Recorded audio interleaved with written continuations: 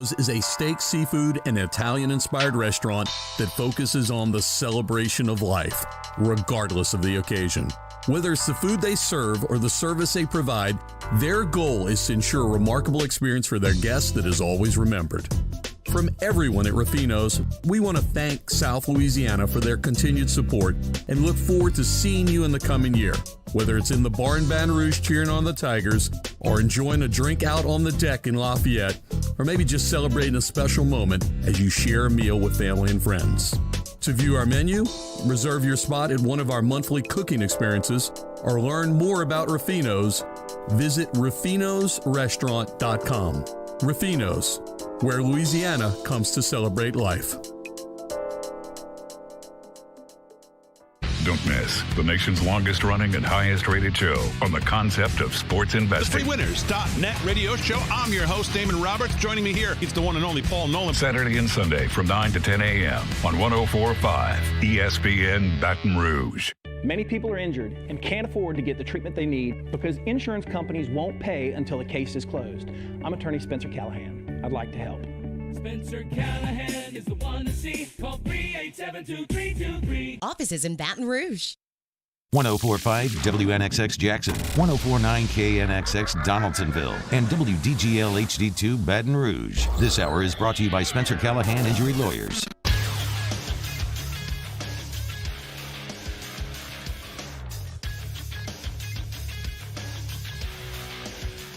Good morning. It's 7 a.m. on Tuesday, December 29th. Today in Baton Rouge, expect partly cloudy skies with a high of 70. Coming up today on Off the Bench, presented by All-Star Toyota, head football coach at St. James High, Robert Valdez, stops by at 7:30.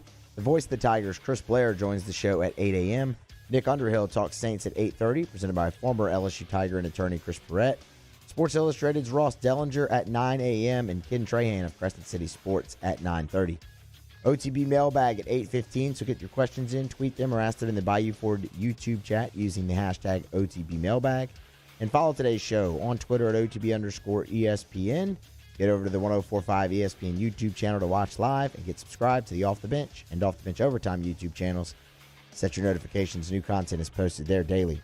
Hour number 1 of OTB starts right now.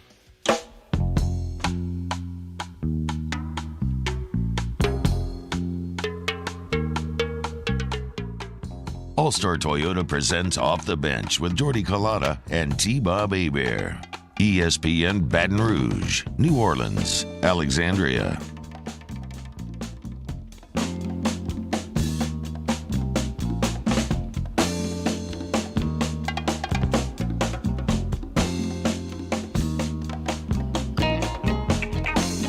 And good morning and welcome into Off the Bench.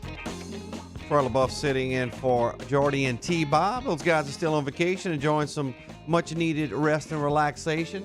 Happy to be with you again today. Be back again tomorrow, wrapping it up. The guys will be back Monday, as the whole crew will have off this Thursday and Friday. So certainly happy to be back in the seat today as we talk sports. A lot going on. Obviously, LSU basketball getting started tonight against Texas A&M. That'll be in the PMAC at 6 o'clock. We'll have a preview of that. Talk about that in headlines in just a bit. Want to talk some transfer portal and recruiting as well. Efforting Billy Embody right now. Didn't get it. We had a chance to talk to Billy last week. Wanted to get him back on to talk a little bit of recruiting. We mostly talk coaching search, and I don't know how much more we can talk about the coaching search now. Obviously, the names are out there. It's been kind of quiet. I do think what's going to happen with the coaching search, you're going to see with the NFL finishing up this upcoming Sunday, some candidates that are being vetted in the NFL. Those teams will be finished. You may see some movement. Who knows? You may see some movement this week. Also in the college ranks, some of the coaches being vetted. Some of those coaches have been dismissed from their programs or still playing right now. So I think it's wide open. We'll see how far the search goes for the offensive coordinator and defensive coordinator for LSU. The LSU has to continue to fill out their staff. So a lot to talk about today, but first of all, let's do what we normally do when we start the show. Let's go to headlines. OTB headlines are brought to you by Barbecue Guys. They're your one-stop shop for everything outdoor kitchens and living. Barbecue Guys, helping America host better barbecues since 1998. The LSU men's basketball team hosts Texas A&M at 6 p.m. to start SEC play tonight. LSU and Texas A&M share identical 5-1 records. LSU is expected to have a full squad versus Buzz Williams and Texas A&M. The voice of the Tigers, Chris Blair, joins us at 8 o'clock for a full preview. LSU kicker Cade York was selected to the AP All-American second team, while teammate freshman Eli Ricks was chosen for the third team. York was 18 of 21 on field goals and a perfect 36 out of 36 on extra points this season. York was 6 of 7 from 50-plus yards out, including a 57-yarder in the fog to beat the Florida Gators. Ricks led the SEC in interceptions with 4, with 2 of those interceptions being returned for touchdowns, 2 pick sixes. He was tied for 5th nationally. Those guys, Alabama, had 6 first-team selections, including Heisman finalist Mac Jones, Devontae Smith. The SEC had 18 selections overall of the 3 teams. Pelican star Brandon Ingram was selected as the Western Conference Player of the Week as he led the Pelicans to a 2-1 start. He's averaged 26.7 points per game to go along with 7.3 rebounds and 6.7 assists. Pelicans are playing the Phoenix Suns tonight. It'll be Phoenix hosting the Pelicans on the road. It'll be Ingram versus Devin Booker, and obviously Chris Paul with the Phoenix Suns now. So this should be a good one. Ingram and Zion versus Devin Booker and Chris Paul. That'll be at 9 o'clock Eastern. You can catch that on TNT nationally or on Fox Sports New Orleans locally. LSU commitment with wide receiver Jack Besh and verbal commitment of 2022 quarterback Walker Howard led St. Thomas More to its second consecutive Division II title. They beat De La Salle 35-28 in Natchitoches. Listen to these stats. Besh had 232 receiving yards, 10 catches, and 2 touchdowns. While Howard, a 2022 graduate, threw for 381 yards. And 4 touchdowns. Besh was named the game's most outstanding player. LSU commitment Sage Ryan, the safety, the 5-star safety coming in for the next recruiting class. He did not play due to an injury, but his team did win. Lafayette Christian won 12-7 over St. Charles. Lafayette Christian, that was in the Division III state championship. Lafayette Christian wins their 4th consecutive state title. That's your headlines here this morning. So a lot to talk about, obviously. Want to take a look at what's going on in the YouTube chat, brought to you by Bayou Ford. Good morning to Brandon Dixon. Barrett Pepper says Lee to LSU. We're going to talk about that in the next segment. Tristan Lee. There was just a ton of folks, including some of the LSU players now that have Lee to LSU trending on Twitter. So we hopefully, with a few spots to fill out, that we hopefully that will happen, and we'll have a big recruit, a coach of a big recruit, Coach Robert Valdez. His defensive end, Savion Jones, he's 100% supposedly to LSU. We'll find out from Coach Robert Valdez this morning. 6'5", 240-pound defensive end, weak side defensive end, plans to sign in February. All indications are that he will commit to LSU and put it on the dotted line. Good morning to Jacques Comrie. Todd Jones says, #boot up. Absolutely, Todd. LSU excited about LSU tonight as they play Texas A&M. Ryan Burgess, morning, guys. Happy Tuesday. Devin Stibe, lock up. Yep, the Pellies tonight. You can stay up late, Devin. You can watch the Pellies tonight as they face the Phoenix Suns. Devin, Jack Besh, a bigger Trey Quinn. I would agree with that. Besh is a physical receiver, 6'2", about 215 pounds, can run, but he's also physical. He can catch the ball across the middle. I tell you what, I love his what he looks like as far as how he projects as an LSU wide receiver. Taking a look at what's left in the huddle. I need to tell good morning to my guys here. I didn't do it this morning. Morning, guys. How's it going? Moose? Morning. Moose had AL4. You had off yesterday. Oh, yeah. You had to produce the midday show. Nope. Did not? You were finished yesterday? I was finished yesterday. Well, finished on site. There were other things I had to do pertaining to work. Gotcha. But and my guy Danny Cardenas, the brother Morton, he has a brother Morton rugby shirt on this morning. I asked him if he played rugby, and he told me his position. I had no idea what he was talking about. Yep. Played for like 5 years. I played in LSU too. Did you? Yeah. Did not know that, Danny. Awesome. No, don't know anything about rugby.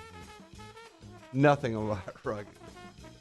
That'll wrap it up for our headlines. Remember, all of our sound on demand brought to you by Carriages of Baton Rouge. Keep them coming in the YouTube chat by Bayou Ford. Love interacting with you guys. 1045ESPN.com. On the other side of this break, we'll talk some LSU recruiting. Trying to get Billy Embody on. He may be sleeping on me this morning. I did send him a late text. Wanted to get Billy back on. We talked LSU coaching search last week. We did not get a chance to talk recruiting. I want to talk some 2022 recruiting. Never too early to talk about that. So, but if not, we got some other things we'll talk about. The Florida Gators, guys, they got some issues going into the Cotton Bowl. We talk about that, the Saints, and so much more. We'll do that on the other side of this break. This is Off the Bench.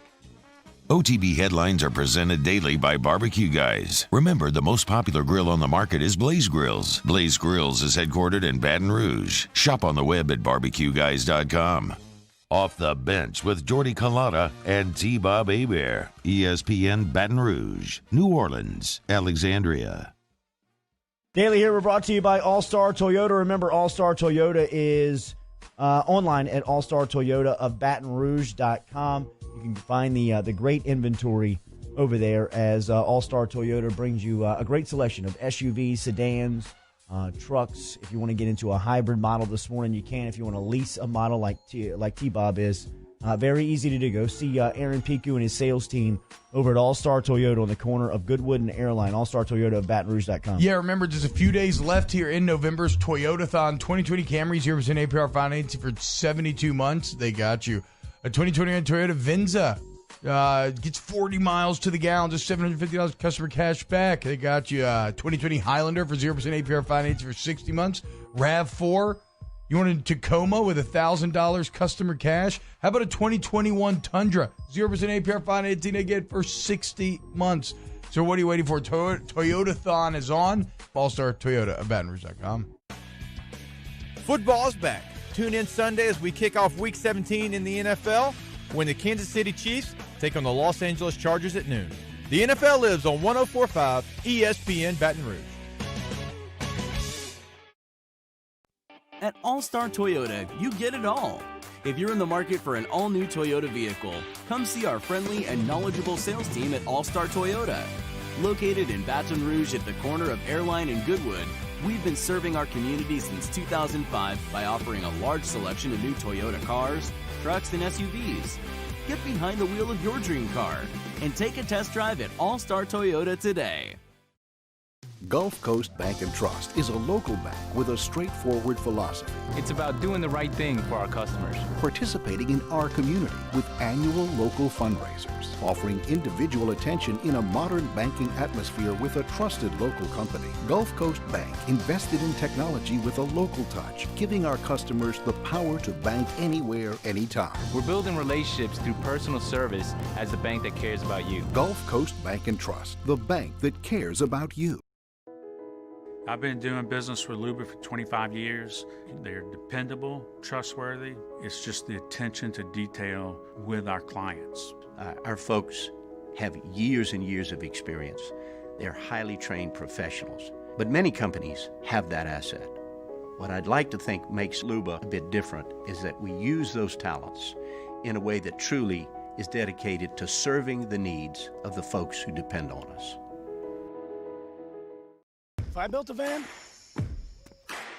It would do more than haul. It would carry my entire business. I'd make it available in dozens, make not thousands of configurations. It would keep an eye on my fleet. And an eye out for danger. If I build a van, I'd make it available in diesel and gas. And I'd build it right here in South Carolina. Introducing the all-new Sprinter, starting at $33,790. Built in the USA. Mercedes-Benz. Vans. Born to run.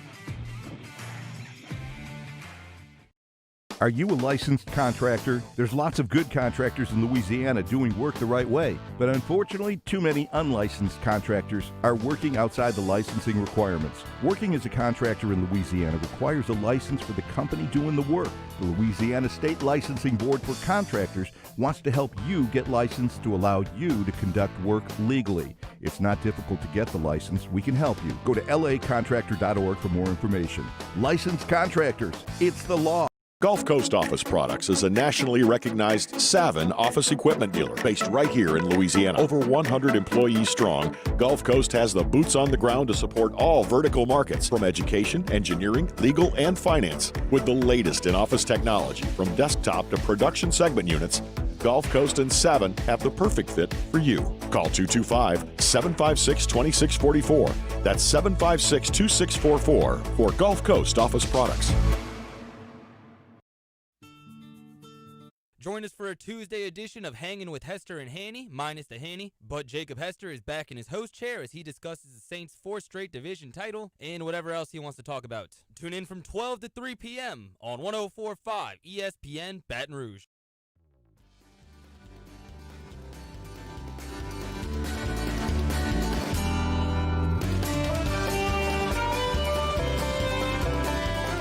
All-Star Toyota presents Off the Bench with Jordy Collada and T-Bob Hebert. ESPN Baton Rouge, New Orleans, Alexandria. Donaldsonville Glass and Body brings you the conversation each week here on Off the Bench and is a proud supporter of OTB, online dgbauto.com. Remember, if you need collision repair, you need to stop in and see Donaldsonville Glass and Body, 415 Division Street, as you can find them there. They're online at dgbauto.com. Not all about the collision repair, though they are the best in the industry if you want to find the best, just because of the customer service, really.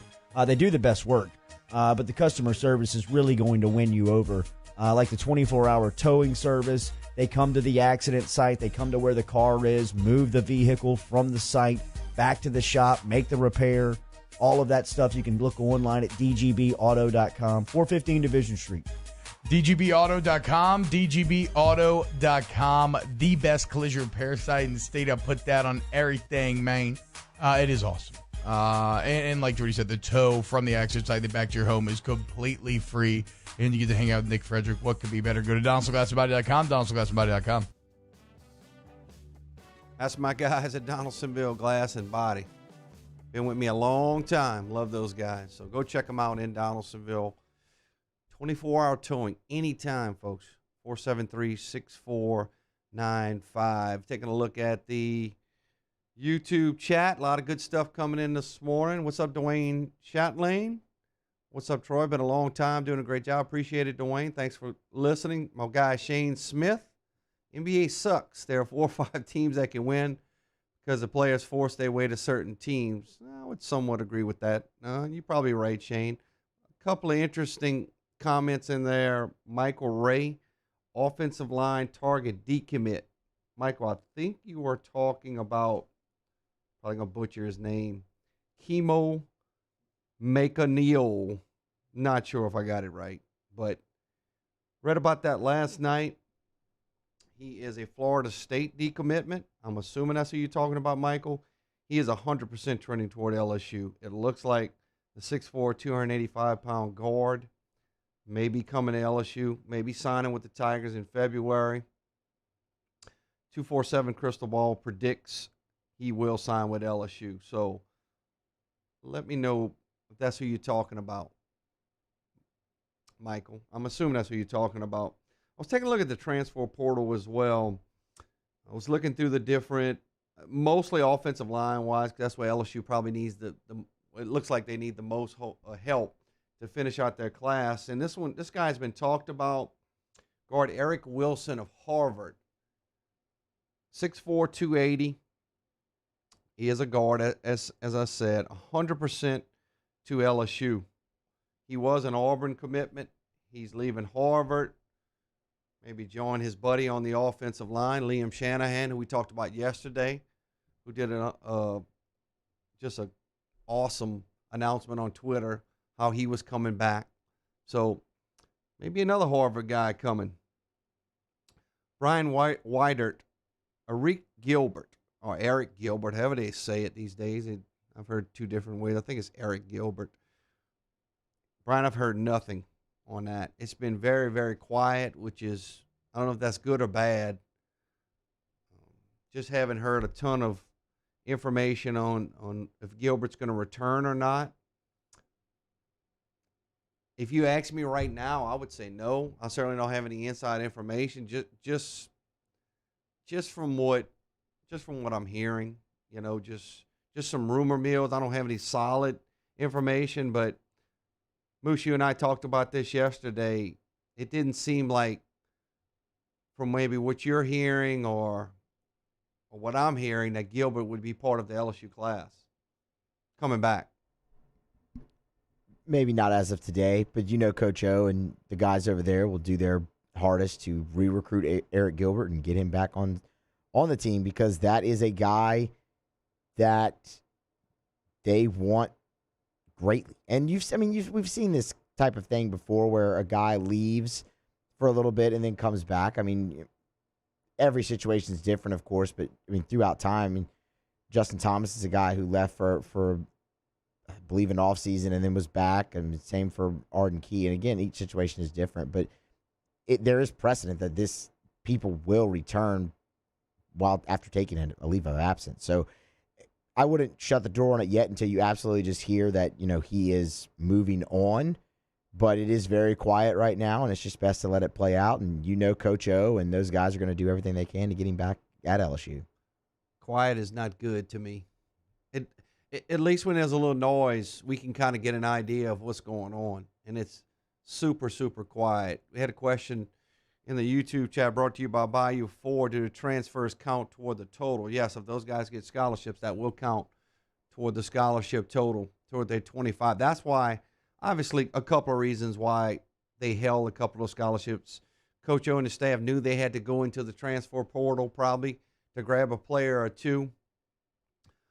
And obviously still waiting on some guys.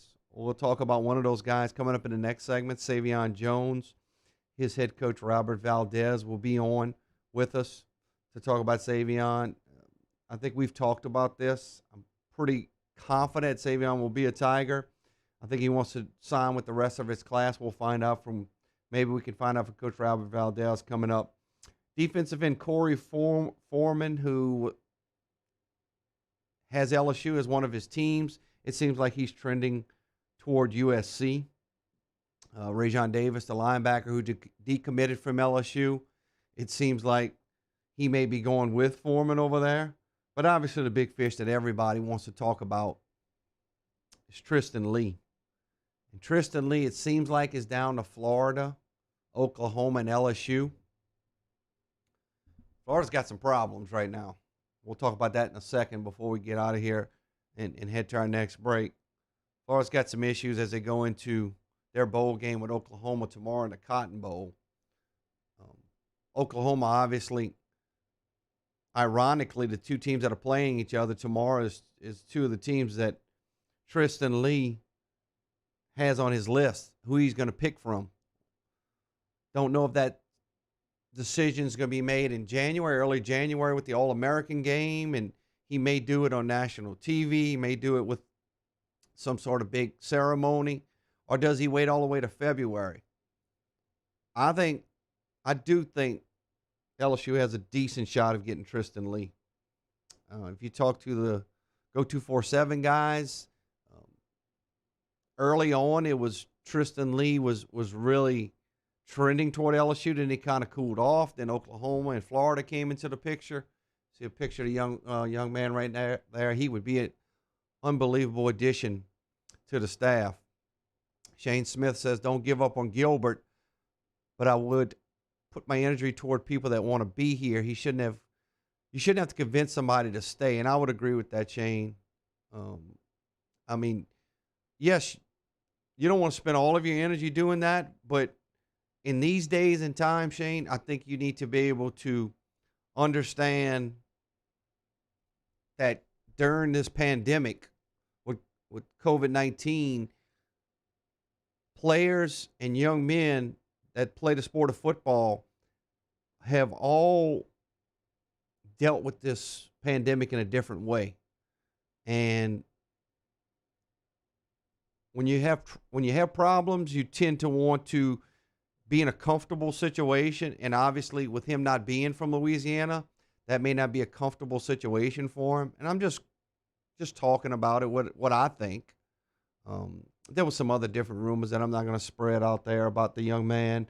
I know it was put out there that his body was banged up and what have you, and that could have been the case. So I don't know. It's we'll have to wait and see. Hopefully he comes back. He can be a big part of this team, but it's gonna be a tough situation. I mean, I don't know what the young man's thinking right now. Hopefully he's taking this time to sit back and really analyze everything and understand that LSU can have a good team next year. He can be a big part of that. Maybe he's waiting to see who the offensive coordinator is going to be and the passing game coordinator. I'm not sure. I think one of those guys is going to be Russ Callaway. That's just me. So we weren't going to talk about that today, but I just did. Talk about Florida. Florida and Oklahoma play tomorrow in the Cotton Bowl. Florida will be without 4 key weapons on offense versus Oklahoma. We already knew from a couple of days ago that tight end Kyle Pitts, who ironically did not play against LSU. Looking back on that, Dan Mullen probably wish he would have played him against LSU. They sat him out for a injury, which, according to Pitts, he was ready to go. They certainly could have used him in that game. Pitts has opted out to prepare for the NFL draft. While opting out yesterday afternoon, Barrett Slee had it on CBS Sports. Wide receiver Kadarius Toney, we know what he did against LSU. We know how talented he is. Wide receiver Trevin Grimes, another talented receiver. And wide receiver, those two are opt-outs, and wide receiver Jacob Copeland has had several positive tests for COVID-19, so he will not be playing in the game as well. So what does Cal Trask lose? He loses 31 of his 45 touchdowns to those guys that I just mentioned. That's a big loss. Now he's got to have some other guys step up. Look for tight end Kimore Gamble, running back, Swiss Army knife as they call him, Naquan Wright, and wide receiver Justin Shorter. If you remember, Shorter transferred from Penn State. He caught 22 passes and scored 2 touchdowns with the Nittany Lions. Big time, big play receiver. But if you take away those offensive weapons from Kyle Trask, I was certainly looking at this game. It was going to go over to 71 points, the amount of points that Oklahoma puts up. But what they do offensively with Lincoln Riley. But now, I just don't know where Florida gets the offense from. It's going to be some different guys that'll have to step up. Get Musa in on this one.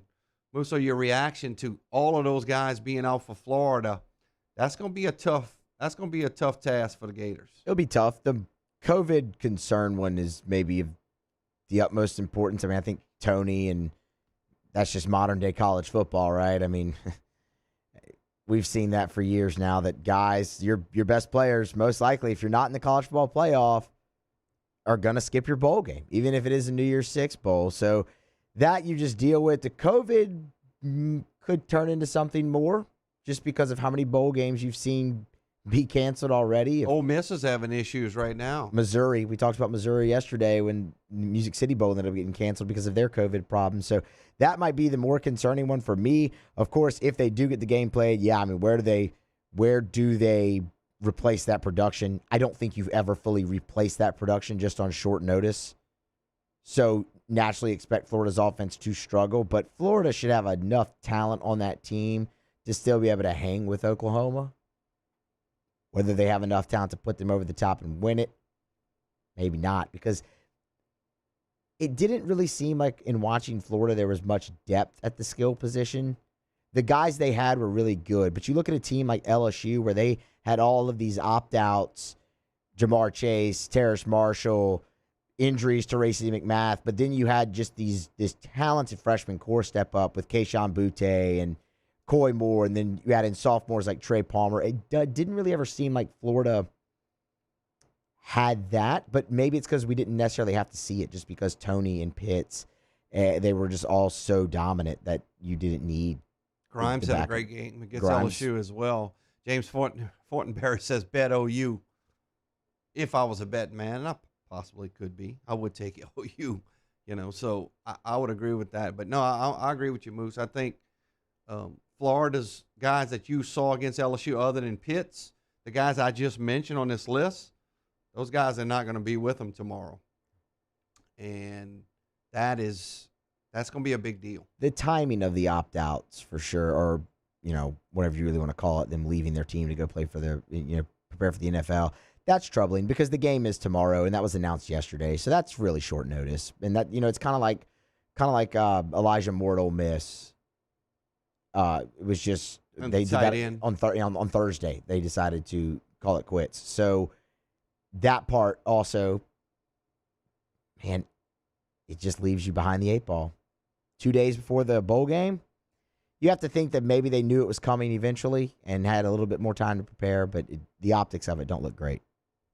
Absolutely not. So we'll take a timeout. On the other side, we'll continue our talk about recruiting, a guy that the LSU Tigers coaching staff would love to have in the fold, because I think he's going to be a fantastic player. I have my thoughts on him as well. That's Savion Jones of St. James High School. We'll have his head coach, Robert Valdez, on after this timeout. It's Off the Bench. Off the Bench with Kalata and T-Bob. Shout out to everyone who took advantage of Accutem's great deals that they've been doing all season long at the halftime of every LSU football game. Text 31996, the word halftime. If you did, you got that $49 Tiger tune-up. So a huge thank you to Accutem for hopping on the Off the Bench train and providing the customers with some excellent HVAC services throughout the entire year. But it doesn't end with football season. They're still there. And I mentioned customer service. Accutem has over 1,200 reviews on Google with a 4.9 rating. Trust me when I tell you, once you work with Accutem for the first time, I had them come out and do one of the tune-ups of my home, which are only $99 normally. You could have the deal was $49, but it's still only $99. But once I had to come out and deal with my home, I've never had such a painless experience in terms of people have to show up at a window of time or anything like that. Don't take my word for it. Go to AccutempBR.com and try them out for yourself. Saints coverage, Chiefs, Cowboys, Thursday night, Sunday night, and Monday Night Football. From the opening kickoff to the playoffs and the Super Bowl, the NFL lives on 104.5 ESPN Baton Rouge. One thing you can always count on this time of year is Happy Honda Days at Richards Honda. With year-end clearance prices on every vehicle in stock. Save thousands on some of the best, most awarded vehicles on the road. And shop the way you feel comfortable. At the dealership or online with home delivery. So everyone can take advantage of Happy Honda Days. No wonder people call Richards Honda the smart choice. I-12 at Millerville Road and richardshonda.com. Are you a licensed contractor? There's lots of good contractors in Louisiana doing work the right way, but unfortunately, too many unlicensed contractors are working outside the licensing requirements. Working as a contractor in Louisiana requires a license for the company doing the work. The Louisiana State Licensing Board for Contractors wants to help you get licensed to allow you to conduct work legally. It's not difficult to get the license. We can help you. Go to lacontractor.org for more information. Licensed contractors, it's the law. Gulf Coast Bank and Trust is a local bank with a straightforward philosophy. It's about doing the right thing for our customers. Participating in our community with annual local fundraisers. Offering individual attention in a modern banking atmosphere with a trusted local company. Gulf Coast Bank invested in technology with a local touch, giving our customers the power to bank anywhere, anytime. We're building relationships through personal service as the bank that cares about you. Gulf Coast Bank and Trust, the bank that cares about you. At All-Star Toyota, you get it all. If you're in the market for an all-new Toyota vehicle, come see our friendly and knowledgeable sales team at All-Star Toyota. Located in Baton Rouge at the corner of Airline and Goodwood, We've been serving our community since 2005 by offering a large selection of new Toyota cars, trucks, and SUVs. Get behind the wheel of your dream car and take a test drive at All Star Toyota today. This isn't just another day. It's so much more. Kelly's life was put on hold when her auctioneer primary care doctor discovered a rare blood disorder. Her doctor connected her to an auctioneer care team of cancer, heart, and kidney specialists. With multiple primary care locations around Baton Rouge, same-day appointments, and online scheduling, we're relentless about keeping you healthy. Auctioneer Baton Rouge, innovating healthcare for Kelly.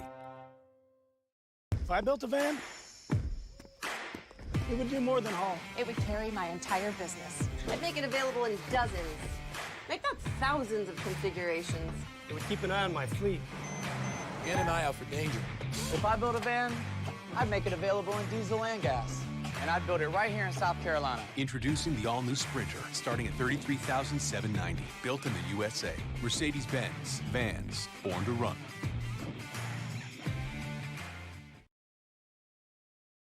Join us for a Tuesday edition of After Further Review. Larry Holder of The Athletic fills in for Matt Moscona as we talk LSU, Saints, and more. Tune in from 3 to 6 on 104.5 ESPN Baton Rouge.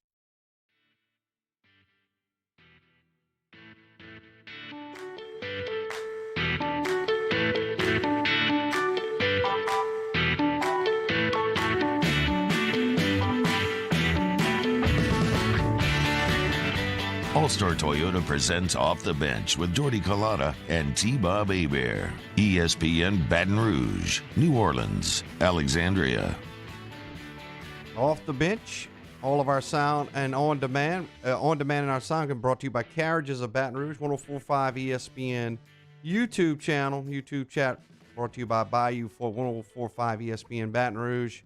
100.3 ESPN New Orleans and 94.7 ESPN Alexandria. Troy LaBeouf sitting in for Jordy and T-Bob. And let's go straight to the phone lines. Bring in my good friend, Coach Robert Valdez of those St. James Wildcats. Good morning, Coach. Good morning, guys. How are you? Man, we're doing fantastic. Thanks for being with me, Coach. You seem like a guy that doesn't mind getting up early in the morning, Coach. Am I right on that? Well, instead of playing for a state championship, you got all these honeydew lists that have caught up to you at some point, and you got to start addressing them before they add more to them. Well, Coach, I know you're talking about last season. I'm talking to Robert Valdez of St. James, 15-0, 2019 3A state championships. Coach, before I get you out of here, now you got to do your honeydews now, but had a good season this year. But before I get you out of here, we're going to do a little preview of Union Parish versus Madison Prep. Right. That game is tomorrow. But I wanted to get on it and talk about your program. And obviously, Savion Jones is a question we get all the time when it comes to recruiting. Savion did not sign with the Tigers in the early signing period, and everybody's asking the question, will Savion Jones be at LSU? I'm not sure if you can share that with us or not, but if not, just kind of talk about Savion, what type of player he is. Well, I don't really think that LSU has anything to worry about. I think the biggest thing with Savion is that he wants to sign with his teammates, and I don't think there's no reason to not believe he's not going to be a Tiger come February. He has his cousin Jaquan Jones, who's committed to Southern, and there's a couple other guys. We really teach family and brotherhood. So he wanted to he's not a guy that likes the limelight. He kind of wanted to share the stage with his teammates. So I don't think there's going to be a problem with that. And it just goes with his personality. This is a kid that, whatever we needed to get done for the team, he was willing to do it. We even carried a separate set of shoulder pads and a separate jersey in case we needed an offensive lineman out of desperation, and he was willing to do it. So just a different type of guy that we normally get, very selfless, individual.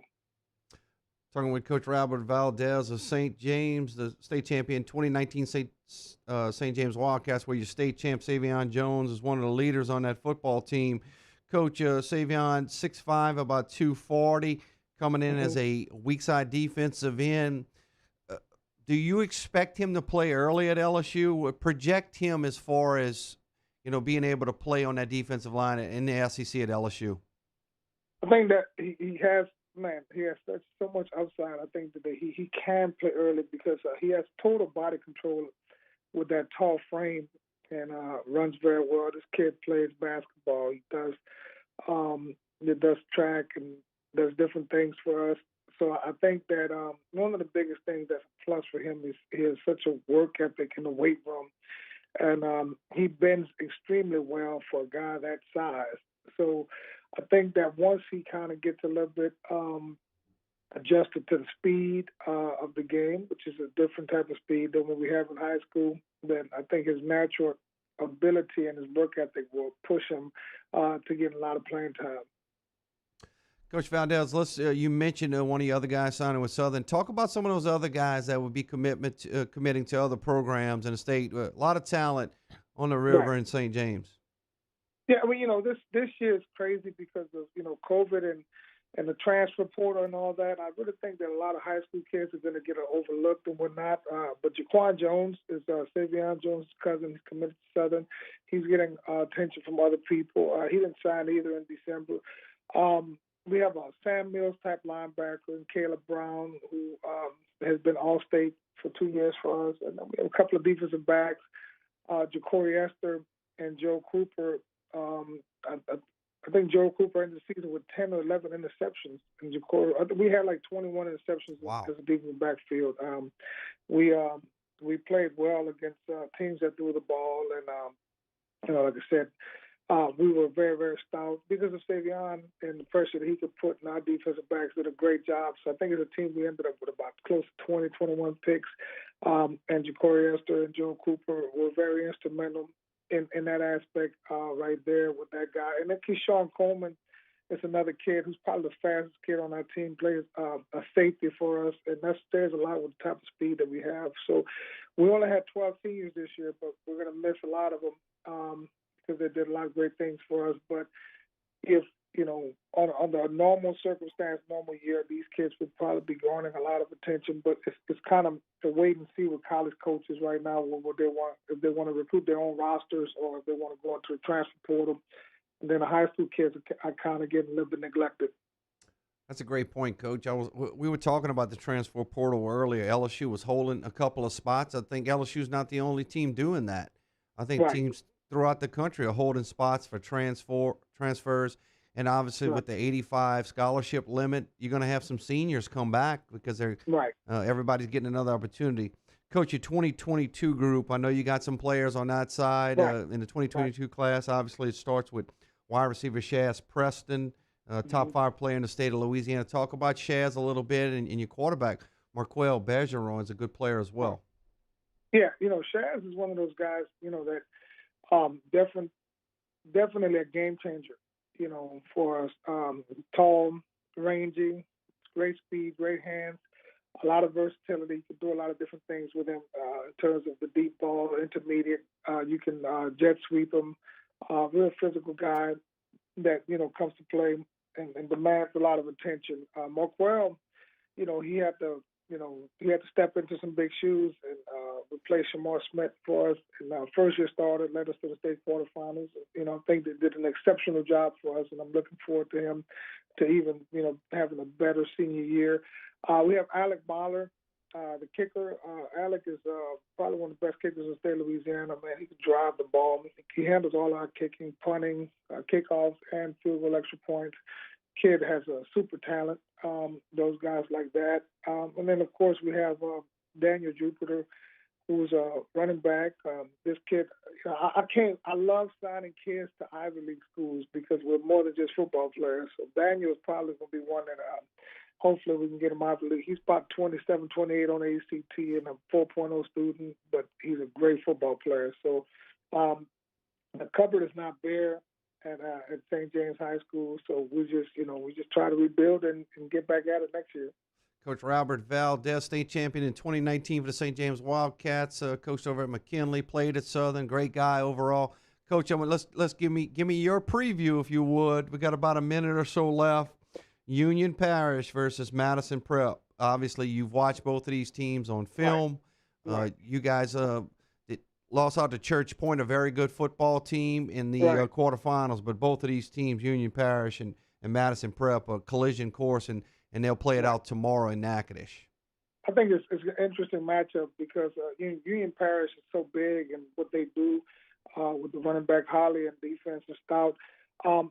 But what Lake Charles Prep did a couple of weeks back is kind of open up some eyes that Union has a little bit of problem defending the pass because they don't really see it. Teams up there they play basically run heavy, tight end, fullback personnel type teams. So if Madison Prep can control the line of scrimmage or at least be able to sustain the line of scrimmage and give the quarterback some time, Madison Prep will be able to take advantage of some opportunities. I just think that Union is a team that's playing with a lot of passion and basically they've set their mark. We beat them last year in the state semifinals, but it depends who is going to impose their will. Can Madison Prep open the game up and be able to create some things with their athletes, or can Union just sustain control of the line of scrimmage and eat a lot of the clock and take long drives? And that's kind of what I think is going to be the key factor in that game. Coach, before I get you out of here, I had a question from Devin Stibe. Ex-Coach V, what big schools are you looking at for your pre-district schedule? Well, for pre-district, we're going to be going to let the cat out of the bag right now. We're actually we're going to be going to Atlanta and playing a Labor Day weekend in Atlanta. Wow. Don't know who yet, but it's going to be as part of we were invited to a Labor Day Classic in Atlanta, sponsored by Battle. We're a Battle school. In West St. John, week 2, East St. John, week 3, and then we have Assumption, week 4. And, the dilemma right now, I don't know what's going to happen with some of these schools with the extra year. If we're going to get the extra year or we're going to, reclassify. But week 5 right now, would be Destrehan again, unless something changes. And then it'll be really, really crazy if what happens if we don't get that game. So we'll figure something out. Crazy times, Coach. I certainly appreciate you coming on. Continue to do a great job at St. James, and good luck in the future. Thank you, man. Appreciate it. All right, Coach Robert Valdez of St. James. You heard it first there. Savion Jones, he feels pretty confident Savion will be a Tiger, and he'll sign with the rest of his classmates in February. So you can and I think a lot of people speculated that Savion would commit to LSU, keep his commitment to LSU, but when a kid doesn't sign and he was supposed to sign early, it makes you a little bit nervous. But I think we'll see Savion Jones as a Tiger. Got some good ones as well with Chaz Preston and Daniel Jupiter, Marquel Bergeron, some other guys as well to take a look at. So we'll take our final time out of hour number 1. We'll come up and put a button on this first hour of Off the Bench. Brought to you daily by Coy's Diesel. Remember, you can find Coy and the crew online at coysdiesel.com. If you drive a light, medium, or heavy-duty diesel truck, stop in and see Coy today as they can get you back up on the road and operating if you need to get down the road and up and moving today. They're on Airline Highway out in Gonzales. Great shop out there. Online, coysdiesel.com. Does it not matter what maker model, nope. Ford, Dodge, Chevy. They can get to you 24-hour roadside assistance. They can make the repair to your diesel truck today online, coysdiesel.com. Yeah, but what if I have an older vehicle, a newer vehicle? It doesn't matter. You go to coysdiesel.com, COYS. Immediately you see the drop-down menu, year, make, and model. You find the exact parts that you're looking for. Again, emergency 24/7, emergency roadside assistance, coysdiesel.com. What if nothing's wrong? You just want to upgrade, right? They have all the parts to do that as well. Like you can even put NOS in your diesel vehicle, which I can't get away from because that is awesome. Go to coysdiesel.com today. That's coysdiesel.com. Off the Bench with Kalana and T-Bob. Central Plumbing Company. Remember online, centralplumbing.org. Get in touch with them this morning, 925-8552. Today's the last day. If you're hosting tomorrow, get them out today. Make sure the plumbing is working. 925-8552 is the phone number for Central Plumbing Company. Online, centralplumbing.org. Centralplumbing.org, centralplumbing.org. Go there today for all of your plumbing needs. I had them come out the other day because some baby wipes got flushed down the toilet. I got the snake out, couldn't get it out. It wasn't long enough. Central Plumbing comes out, literally took like 5 minutes. My problems are solved. My toilet's flushing. I don't have to lift a finger. Licensed, bonded, insured there when they said they would be. It's an ideal customer experience. And look, flat rate pricing structure means no surprises. that are going to shock you out of nowhere or anything like that. So if you need any plumbing help at all, residential, or if you're in a business or an office building, they got your back. Call 925-8552 or go to centralplumbing.org today. In times of need, get a full list of phone numbers, websites, and other important emergency information on the Demco Stormwatch page at 1045ESPN.com. To the heroes who are working tirelessly to care for our communities, we thank you.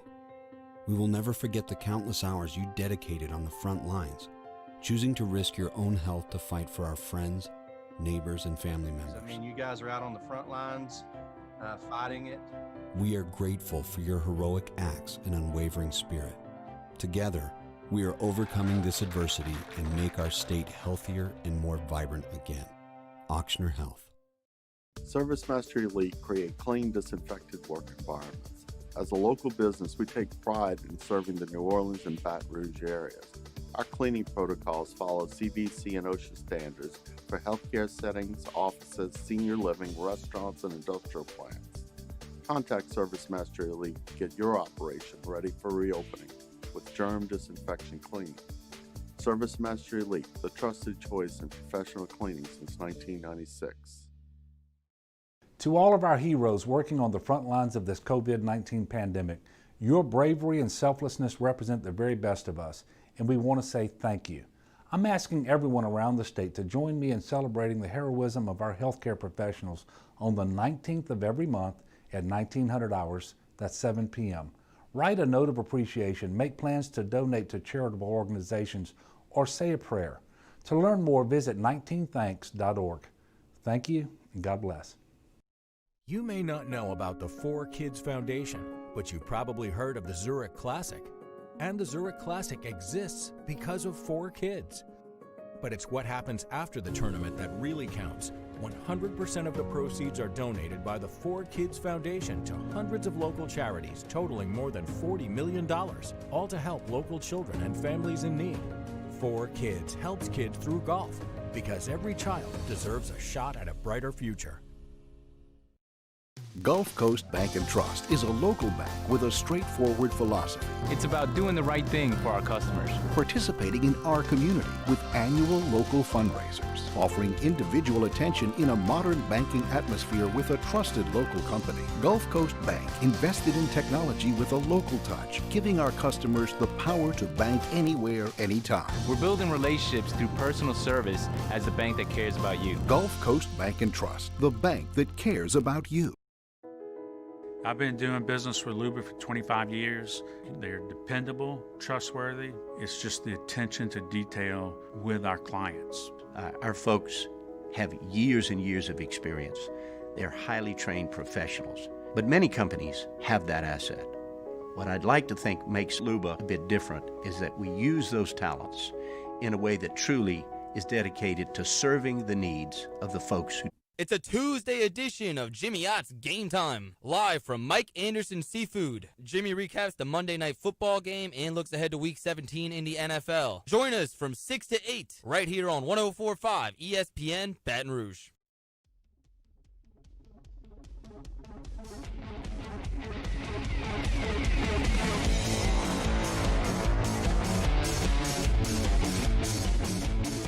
All-Star Toyota presents Off the Bench with Jordy Collada and T-Bob Hebert. ESPN Baton Rouge, New Orleans, Alexandria.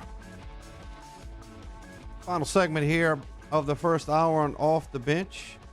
If you want to go back and listen to that interview by Coach Robert Valdez of St. James, he talked about Savion Jones. You can do that on demand, 1045ESPN.com. All of our sound brought to you by Carriages of Baton Rouge. Troy LaBeouf sitting in for the guys this morning. I'll be back in tomorrow, setting up a good lineup for you tomorrow. We'll do some predictions on the college football playoffs. Hopefully we can get Ben Mintz on a bar stool if he's not too big time for us. Get some predictions and get some winners for you, as we won't be on the air Thursday or Friday. Billy Embody is confirmed for tomorrow. We'll go over some recruiting. Didn't get a chance to do that with Billy. Booger McFarland is supposed to come on as well. We'll talk some college football and some NFL with him. And Efforting Cole Kublik as well tomorrow. So have a big show set up for tomorrow as we head into New Year's Eve. And no shows on Thursday and Friday. So Off the Bench presented by All-Star Toyota of Baton Rouge. I had a question earlier in the YouTube chat brought to you by Bayou Ford. The outlook for the quarterbacks in the SEC next year. They're going to have some turnover, obviously. I started thinking about it a little bit, started jotting some names down. And actually, if you look at it, there's a lot of good quarterbacks coming back in the SEC, assuming they come back. And I think it starts out with Georgia. They may have the best quarterback coming back if he decides to come back in JT Daniels. We saw a very small sample size of him so far. Some reports out there, there's some speculation if he has a good game against Cincinnati in the bowl game, he may come out. Georgia's got a couple of guys opted out. I think it was on the defensive side of the ball, so we'll see. Looks like he may have his weapons for that game, so we'll see with JT Daniels. Bama, obviously they just plug and play. And it looks like it's going to be Bryce Young, the heralded freshman.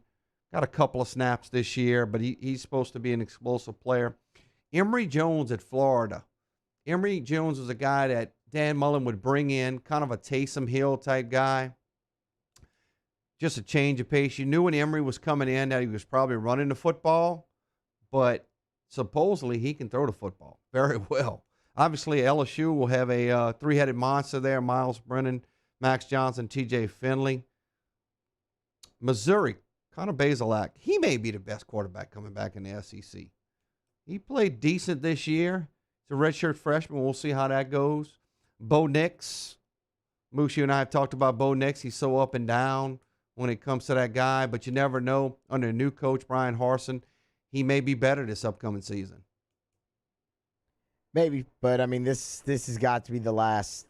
This is it. This is it. I mean, Bo Nix has been the same quarterback his entire career at Auburn so far. He has not really made any major stride from his first game against Oregon to his last game this season against, was it Texas? No, it wasn't Bama. It was Arkansas, right? Yeah. So, yeah, I mean, if this is, I don't have much. I've pretty much left the Bo Nix train. I think you see what he is now. Texas A&M will have Haynes King. Who is that? No idea. Tennessee, who knows? Arkansas, who knows? KJ Jefferson, Arkansas. South Carolina, who knows? Joy Gatewood and Bo Allen for Kentucky. Mississippi State, Will Rogers. First hour in the books. Off the bench, we'll have Chris Blair on the other side of this break. Off the bench with Kalana and T-Bob. Ochsner Sports Medicine, remember, with 3 locations in our listening area on North Shore, in the North Shore, in Covington, in New Orleans on Clearview Parkway, in Baton Rouge, over here at the Grove. You can get all of the professional attention that you may be looking for if you're a weekend warrior, if you're an elite athlete, a high school athlete, a young athlete, an ancient athlete, anybody who is active that wants to stay active, but you're just nicked up right now and can't get back on the streets or get back on your feet. Ochsner Sports Medicine can help. Online, ochsner.org. Ochsner.org, yeah. So if you are injured, there's nowhere better to go. Surgery, they have the best surgical process, pre-op, during the op, post-op.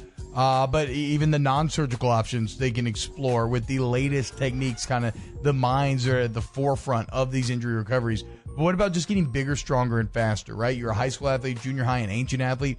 Maximize your athletic potential with Ochsner Performance Training. Train in the same ways the pros do. Ochsner.org. If I built a van, it would do more than haul. It would carry my entire business. I'd make it available in dozens, make not thousands of configurations. It would keep an eye on my fleet. And an eye out for danger. If I built a van, I'd make it available in diesel and gas. And I'd build it right here in South Carolina. Introducing the all-new Sprinter, starting at $33,790. Built in the USA. Mercedes-Benz. Vans. Born to run. Are you a licensed contractor? There's lots of good contractors in Louisiana doing work the right way, but unfortunately, too many unlicensed contractors are working outside the licensing requirements. Working as a contractor in Louisiana requires a license for the company doing the work. The Louisiana State Licensing Board for Contractors wants to help you get licensed to allow you to conduct work legally. It's not difficult to get the license. We can help you. Go to lacontractor.org for more information. Licensed contractors, it's the law. Gulf Coast Office Products is a nationally recognized Savin office equipment dealer based right here in Louisiana. Over 100 employees strong, Gulf Coast has the boots on the ground to support all vertical markets from education, engineering, legal, and finance. With the latest in office technology from desktop to production segment units, Gulf Coast and Savin have the perfect fit for you. Call 225-756-2644. That's 756-2644 for Gulf Coast Office Products.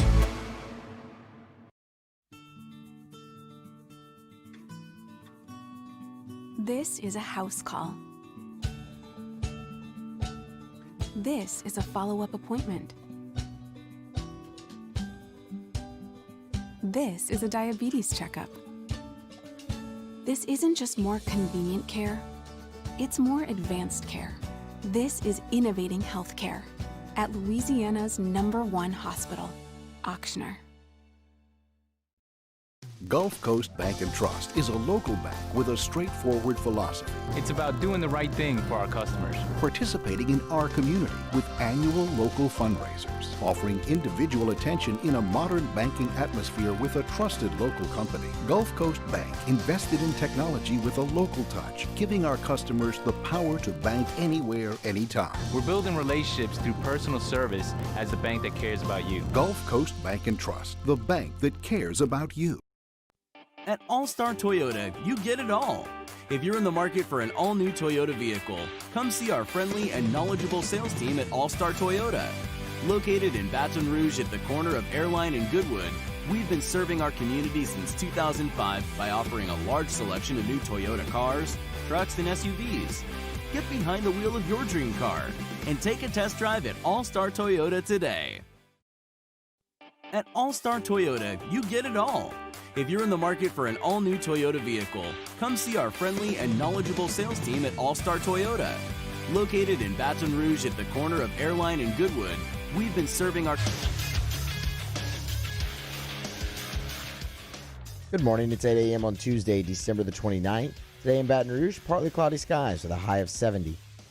Missed hour one of the show, catch that up at the on-demand section at 1045ESPN.com, brought to you by Carriages. Still to come on Off the Bench, the voice of the Tigers, Chris Blair, joins the show next. Nick Underhill talks Saints at 8:30, presented by former LSU Tiger and attorney Chris Brett. Ross Dellinger of Sports Illustrated talks college football at 9 a.m. And Ken Trahan of Crescent City Sports at 9:30. OTB Mailbag at 8:15. So get your questions into the Bayou Ford YouTube chat. Follow the show on Twitter at OTB_ESPN. Watch live at the 1045 ESPN YouTube channel and get subscribed to the Off the Bench and Off the Bench Overtime YouTube channels. Hour number 2 of OTB starts right now.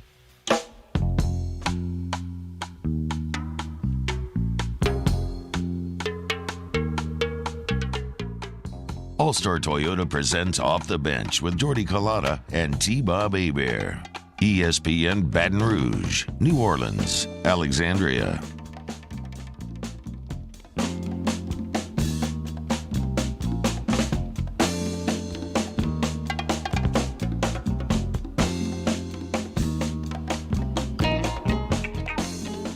And welcome in to hour number 2 of Off the Bench. Troy LaBeouf sitting in for Jordy and T-Bob this morning. Got Matt Musso, Danny Cardenas with us in the studio. Happy to be back with you on this Tuesday, a couple of days before New Year's Eve. Off the Bench presented by All-Star Toyota of Baton Rouge. All of our sound on demand brought to you by Carriages of Baton Rouge. Keep them coming in the YouTube chat by Bayou Ford on 1045ESPN.com. 1045 ESPN Baton Rouge, 100.3 ESPN New Orleans, and 94.7 ESPN Alexandria. Our sister station will have SEC opener tonight. Eagle 98.1, 5:30 pregame tip at 6. We'll bring on the voice of the Tigers, LSU Sports Radio Network, Chris Blair. Chris, good morning. How are you? I'm good, Troy. Hope you're doing good, man. Hope you had a good holiday and getting ready for a celebration of a new year. And I know everybody's excited to see. Be good to see 2020 in the rear view. Bye-bye 2020. Hello 2020-21. So I said that about 3 times. But anyway, I know LSU's excited. LSU basketball got to play this over the weekend. They played Nicholls State in a tune-up, if you will, and it was a high-scoring game. As Coach Wade said, knocked some dust off in the game, and they get ready for a different animal, the SEC. And Texas A&M comes in tonight, and with them and Coach Buzz Williams, they bring a defense, Chris. This Texas A&M team gives up 60.7 points a game. LSU puts up 88. Certainly something has to give there. Yeah, no doubt about it. I mean, one of the things when you look at this Texas A&M squad, as you say, it starts with Buzz Williams. The one thing you can count on, regardless of how much talent is on a Buzz Williams team from year to year, he made a name for himself at Marquette, obviously at Virginia Tech, because his guys just played hard. They outworked you. And so A&M is going to come in and give you everything they got. And defensively, that's kind of where they hung their hat. Now, it's kind of hard to get a guide on this A&M squad just simply because they really haven't played. They're 5-1, but the competition level, the one game you could speak of, they lost pretty handily to TCU. But that being said, I think Saturday's game for Will Wade and company kind of went the way Coach told me it would earlier in the day, which was, hey, I think from a basketball standpoint, we're going to be fine, even though we hadn't played in 12 days. The focus, zeroing in on the details, he was more concerned about being away from competitive basketball for that amount of time. And I think when you look at that game, again, LSU can get out of bed and score 80-plus points. They score 86. Defensively, they allowed in the first half, especially Nichols, to be well beyond what you would expect, shooting 53% when they came into the game, shooting 38% on the year. So as John Brady likes to say, they got back to who they were down the stretch in the second half. But I think it was exactly what Coach said. Wasn't a lot of attention to detail. Focus wasn't in there maybe as good as it should be, being in a zone, being in a group. And defensively, I think it was, a meh effort, if you will. And it'll have to be better, and the offense will have to be there tonight against Texas A&M, as it will be every game out in the SEC. Visiting with Chris Blair, the voice of the LSU Tigers. Hoops tonight, 5:30 pregame on Eagle 98.1, 6 o'clock with Coach John Brady. Let's talk a little bit more about Texas A&M. If you look at their forward, Emmanuel Miller, I know you do your spotting charts, 18 points a game. Miller leads the SEC at 9.4 rebounds a game. When I was looking into the statistics, Chris, A&M rebounds at about 34 rebounds per game average. LSU's at 39. Rebounding seems this is going to be big in this game, I think, albeit LSU's got a statistical advantage right here, but I think A&M goes to the boards hard. No, I think that's what they're going to do. I mean, as I said, I think Buzz Williams is going to say, guys, if we can keep LSU under 80, and as crazy as that sounds, but if they can keep them under 80, they think they can be in the game down the stretch. And to do that, you're going to have to play very good on the ball defense. You're going to have to force some bad shots, or at least contested shots for LSU, and you're going to rebound. And if there's been one weakness for LSU this season, and Coach Will Wade certainly has identified it early, and it's something they talk about, if not certainly daily, but if not hourly, is rebounding, especially on the offensive glass. And, Nichols had the advantage on the offensive glass. They've been beaten on the offensive glass a number of times this year. And for Texas A&M, they're going to have to be able to limit possessions for LSU. Again, you can do that in a number of ways. Forcing turnovers is one. Forcing bad shots and getting rebounds, or contested shots, I should say, and getting rebounds is another as well. The other thing you got to look at, Troy, what stands out to me is, yes, statistically, I think you could go down the list in a lot of ways that LSU has an advantage, but where I think Buzz Williams has a slight advantage coming in is it's one of those teams. We'll see if it turns out this way this season, but it's veteran laden. And to me, you've got teams across the country. South Carolina comes to mind over the last several years. When they get that cycle every 3 to 4 to 5 years where they've got juniors and seniors who've been in those battles, taking on teams with lots of talent, but a lot of inexperience in freshmen, that makes for a tough matchup. That's almost an equalizer, if you will, when it comes to talent. Let's move on to the Tigers. And, Chris, I was talking about it yesterday, and I gave my reasons why I thought Trendon Watford could be the player of the year in the SEC, not just because of his statistics, his overall game, and what he's doing as a leader on the floor, on and off the court. But talk about Trendon Watford. I mean, his play has elevated from last year to this year. Oh, it's night and day. I mean, and he was a super, uber talented freshman, don't get me wrong. But, I mean, his all-around game now I've said it multiple times through the games I've called so far this year. There are just moments where there's not a player or a team that's going to stop the moves that he makes, whether it's the mid-range jumper, whether it's just him taking it at the top of the key, driving and spinning and getting all the way to the rim. And then the fact that early on he was one of the top assist leaders in the SEC in non-conference play tells you that he understands he's going to draw a crowd. He's going to draw a good defensive player. And when the shot isn't there, he knows he can facilitate other guys. And, you know, when you try to design a defense on what you're going to do with Trendon Watford, you know, good luck. I imagine it would make every coach, pull their hair out. Sleepless nights. Yeah, absolutely. But you know what? I think he's obviously an early candidate for Player of the Year. Problem is he's going to have to beat out Cam Thomas, who's a freshman. You brought me right to my next one. You must be reading my notes here, Chris. We've been around each other a little bit. But Cam Thomas, obviously the SEC freshman of the week, continues his great play. Second in the SEC in scoring. You know, you listen to some people talk about Cam Thomas, and, you know, some critics will say he shoots the basketball too much. But he's such a good shooter. I watch Coach Wade on the sideline. You can see him as well. When Cam lets the ball fly, if Coach Wade doesn't like the shot, you'll know it. I haven't seen him get a whole upset about the shots that Cam has taken this year. No, I don't think he's going to limit Cam Thomas taking shots. And it's to your point precisely, the fact that he can shoot the ball. I mean, I've seen him shoot the ball from virtually everywhere on the floor. I've seen him shoot the ball fading away to his right or left. I've seen him fade away backwards. I mean, it's really uncanny the way, and it's mechanics in his shot and his follow through, regardless of what's happening, you know, from his waist down. He's just so smooth with that shot process. And I think that, you know, for the most part, you're not going to see Coach Will Wade get on to him for shots. I think John Brady brought up a very valid point against Nichols.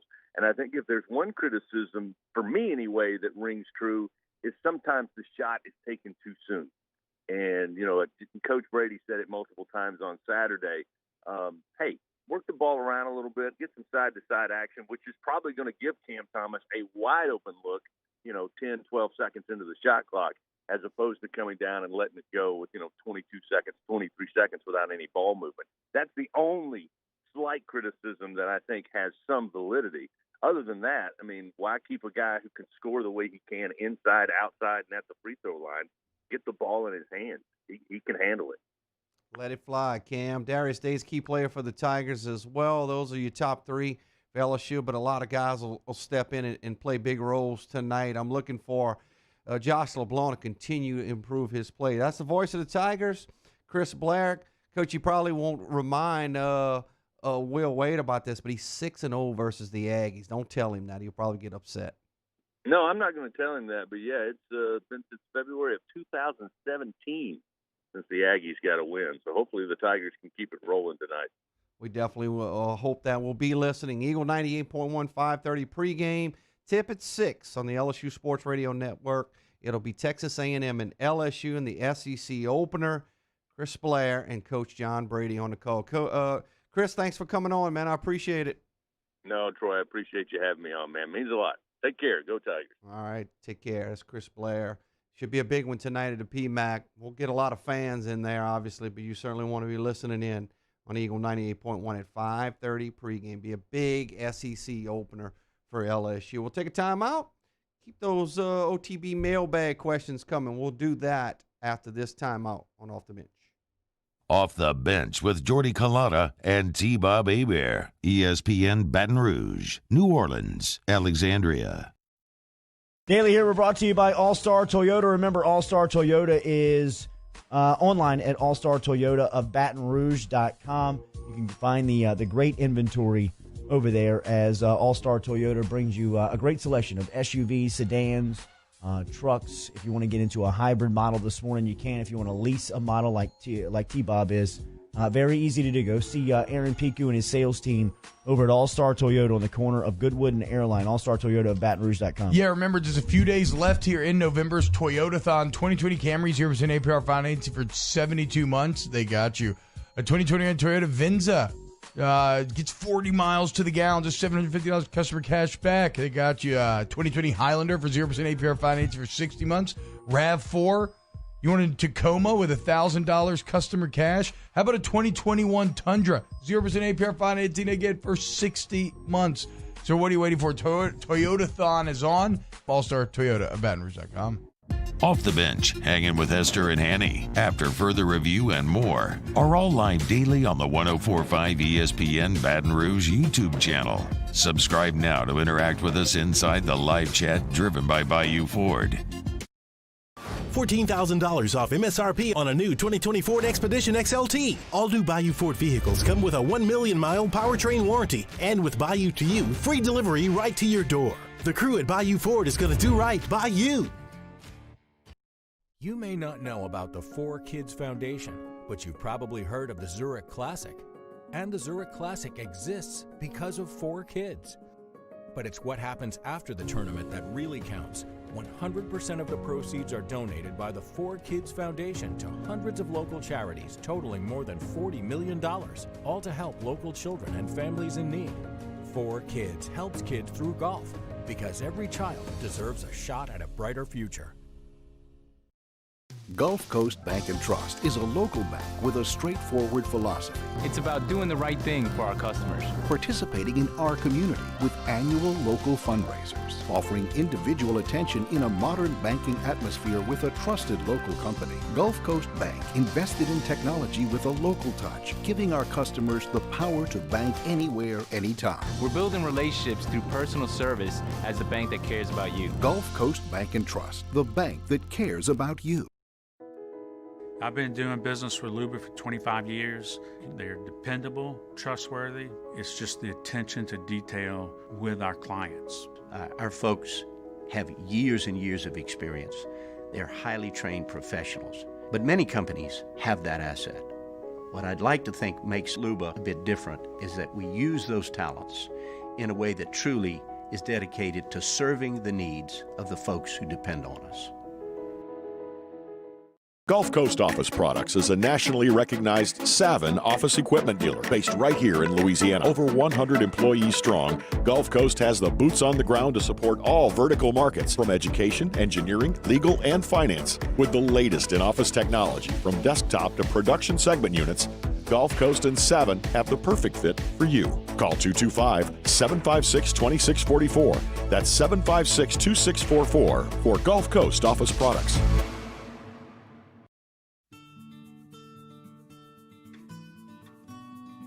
This is a house call. This is a follow-up appointment. This is a diabetes checkup.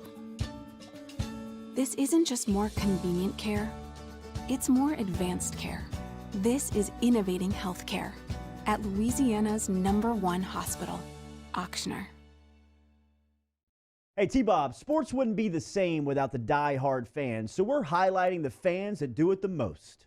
Every week, 104.5 ESPN Baton Rouge brings you the Citizens Bank Fan of the Week. Check it out, 104.5 ESPN 34. Join us for a Tuesday edition of Hanging with Hester and Hanny, minus the Hanny, but Jacob Hester is back in his host chair as he discusses the Saints' 4th straight division title and whatever else he wants to talk about. Tune in from 12 to 3 p.m. on 104.5 ESPN Baton Rouge.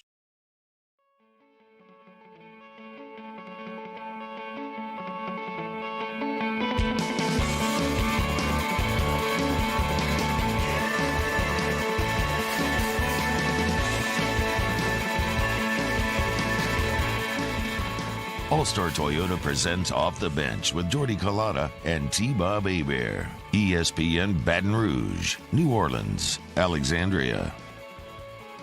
Back on Off the Bench, Troy LaBeouf sitting in for Jordy and T-Bob. The guys will be back on Monday, January the 4th, 2021. 2021 can't get here fast enough. Remind you all of our sound on demand, brought to you by Carriages of Baton Rouge and 1045ESPN.com. Keep the chat coming in the YouTube chat by Bayou Ford, 1045 ESPN YouTube channel. Off the Bench, presented by All-Star Toyota of Baton Rouge. We do it on Tuesdays at 8:15. Let's do it now. Let's do an OTB mailbag. Special delivery! I have this special delivery for off the bench. And look, it is marked most urgent. They'll be writing to you. The internet. What the is the internet?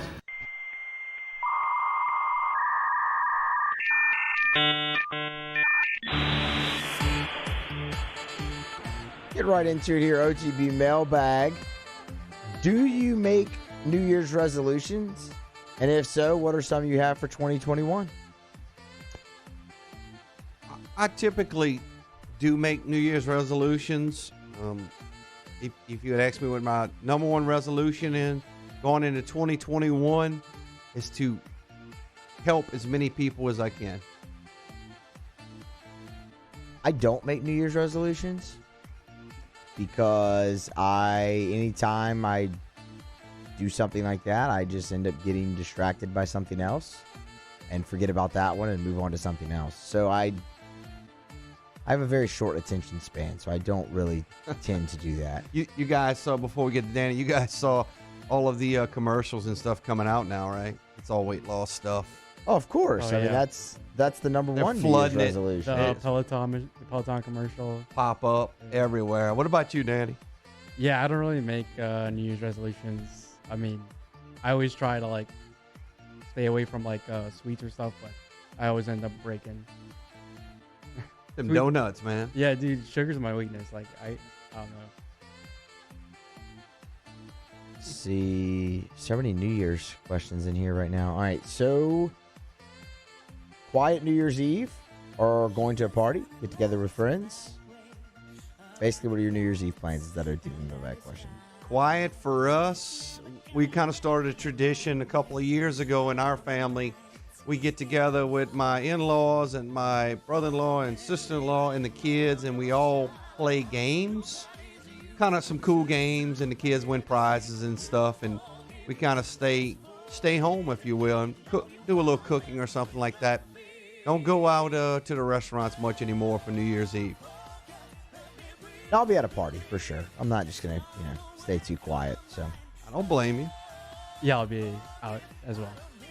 Be careful. Don't drink and drive. You guys have my number. You call me. Don't ever drink and drive. But really don't drink and drive on New Year's Eve. That's just not a very smart decision. They will be looking for you. They are looking for you on New Year's Eve. Don't do it ever, because it's never good. Always a bad choice, but especially on New Year's Eve. If you could go back and relive one day in your life without changing anything about it, which day would you revisit? That's a great one. The correct thing to say is your wedding, and both of you guys haven't got there yet. I don't think so. But, being coming from a sports background, I will say my wedding. I'm not going to, 15 years ago, coming up on 15 years. I would say something in sports. As a high school coach, had my team in a quarterfinal game back in 2000. Seems like a long time ago. It really is, 20 years ago. More than coming up on 21 years. Had a chance to win that game, advanced to the top 28. Did not do it, lost the game. But if I had a chance to go back and relive it, probably change a few things after I know the outcome. But that would be something I'd want to relive. Maybe college graduation. That was a good day. That was a fun dinner, lunch with the family after, of course, and after party that night. That was a good day. This is a really hard question. I don't know. Stumped you. Yeah, probably like I don't know. What states were in the Super Bowl? I don't know. That'd be a good one, Danny. Yeah. I mean, that was a strong day as well, man. Of course, January 13th in 2020 was a very, very fun day as well that I would like to relive. Yesterday was the anniversary of the semifinal game, and obviously the anniversary of Carly McCord passing. I'd be remiss if I didn't bring it up and continue prayers for McCord and the Insminger family. I should have said that yesterday. I did not, and for that I am sorry, but I know she was a big part of here at Guarantee, and she certainly, I can't believe it's a year already. How you transition from that? I saw one from my buddy Ricky Compton. He asks about the quarterbacks. Do all three quarterbacks stay? And obviously with Nussmeier coming in, Ricky, if you ask me right now, I will say yes. Nothing is telling me that all three quarterbacks, and obviously Nussmeier will be here in a couple of weeks. He's an early enrollee. Nothing is telling me right now. Typically, things get tipped off, and you guys understand this with the social media world. Typically, an athlete, if they're thinking about something, they'll go to social media with it. They may not say it, but you can read between the lines when it comes to some of these athletes, and I have not seen any of that. I think there's going to be a healthy competition in the spring. What do y'all think? I think you end up with 3. I don't think all 4 stay. Yeah, same. The nature of college football, one of them is going to go where they feel like they can play immediately. If you could use a time machine, would you rather have one that only goes back in time or only goes forward? God, we always have a lot of go back or go forward questions. I feel like we're going forward right now. Right?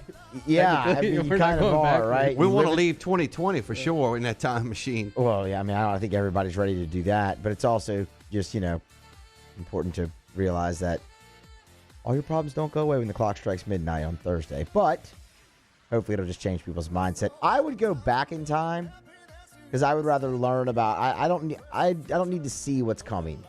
Let me experience that in my own time. I would rather go back in time, learn more about the past. I want to go forward. I want to see what the future looks like. I want to see what the world looks like. It might look scary. It might you never know, interesting. I would say back in time. I'd do high school all over again. I enjoyed my high school days.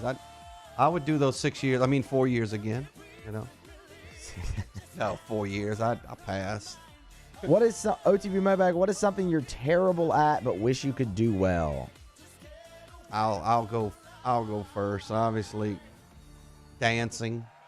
I mean, I think I can dance. Oh, but you just need a little alcohol and you can dance. Yeah, I mean, you throw some juice. Yeah, that's all it takes. Embarrass my children. Embarrass my wife. I mean, I got a little bit rhythm, but not a lot. And obviously, I would love to be able to play an instrument too. Yeah, kind of playing off that. Anytime somebody asks me, like, what's a talent that I wish I had, it's always singing is always the one I go to. Wish I could sing well. I can't. I'm terrible. I can't either. Danny? Definitely dancing. But also, I wish I could, play, any instrument or, an instrument. The drums. I want to be a drummer. That'd be cool. OTB Mailbag. All right, Danny, I'm going to ask this one for you. Who has the superior chicken sandwich, Popeyes or Chick-fil-A? And T-Bob is not here to defend himself on this. It's Chick-fil-A. It is Chick-fil-A. It's Chick-fil-A. And T-Bob would be yanking his hair out right now. I'm going to go 3 for 3. Chick-fil-A. I've had the Popeyes. I've had the Popeyes sandwich. It's good. It's good.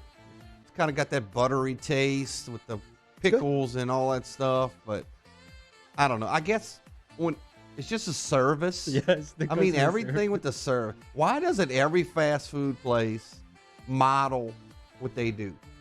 It's easy. Just ask them for the recipe, the formula. Not their food recipe, their recipe just by simply saying thank you. I think it's just a better sandwich overall in general. The chicken to bun to everything, just the ratio is good. It's perfect. It fits very, very well. OTB Mailbag, what always makes you nostalgic? That's a good one. I think music is one thing that always makes, because that can always just take you back to a certain time period. I think music is one of the most number one nostalgic things in life. Sporting events for me, that too. It'll just take me back to games I played in and games that I coached in. And man, if I just knew the answers before the game, after the game, to be able to coach it during the game. But obviously, that we know that's what makes the really good coaches. Danny? Definitely music, but every time I see a VHS tape, it brings me back to my kids' days. VHS? Yeah, VHS tapes. I didn't think you were old enough to know what a VHS were. Yeah, 90s, born in 96. So. Definitely grew up watching VHS tapes. I just started coaching high school. What's crazy is for some people it'll end up being like a DVD that's makes them feel nostalgic. I saw one scroll through. I don't know if you saw it. Will the Saints get the number OTP mailbag? Will the Saints get the number 1 seed?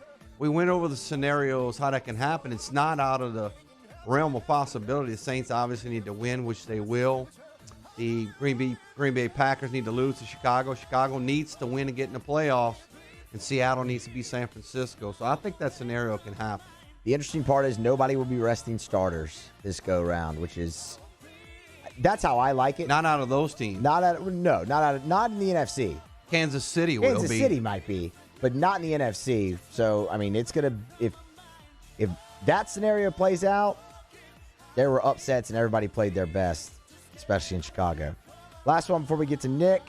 OTB mailbag, if seasons never changed, which would you most like to live in eternally? I like winter. We exhausted our bed music. Yeah, I like winter. Give me summer. I'm going fall. Winter sucks. I like the in-between, like the cool breeze, leaf change. I'm for that, but I don't know. I like winter. I certainly don't love the cold. We don't get snow very often, but winter would be for me. So that was our OTB mailbag. Thanks for bringing the questions in.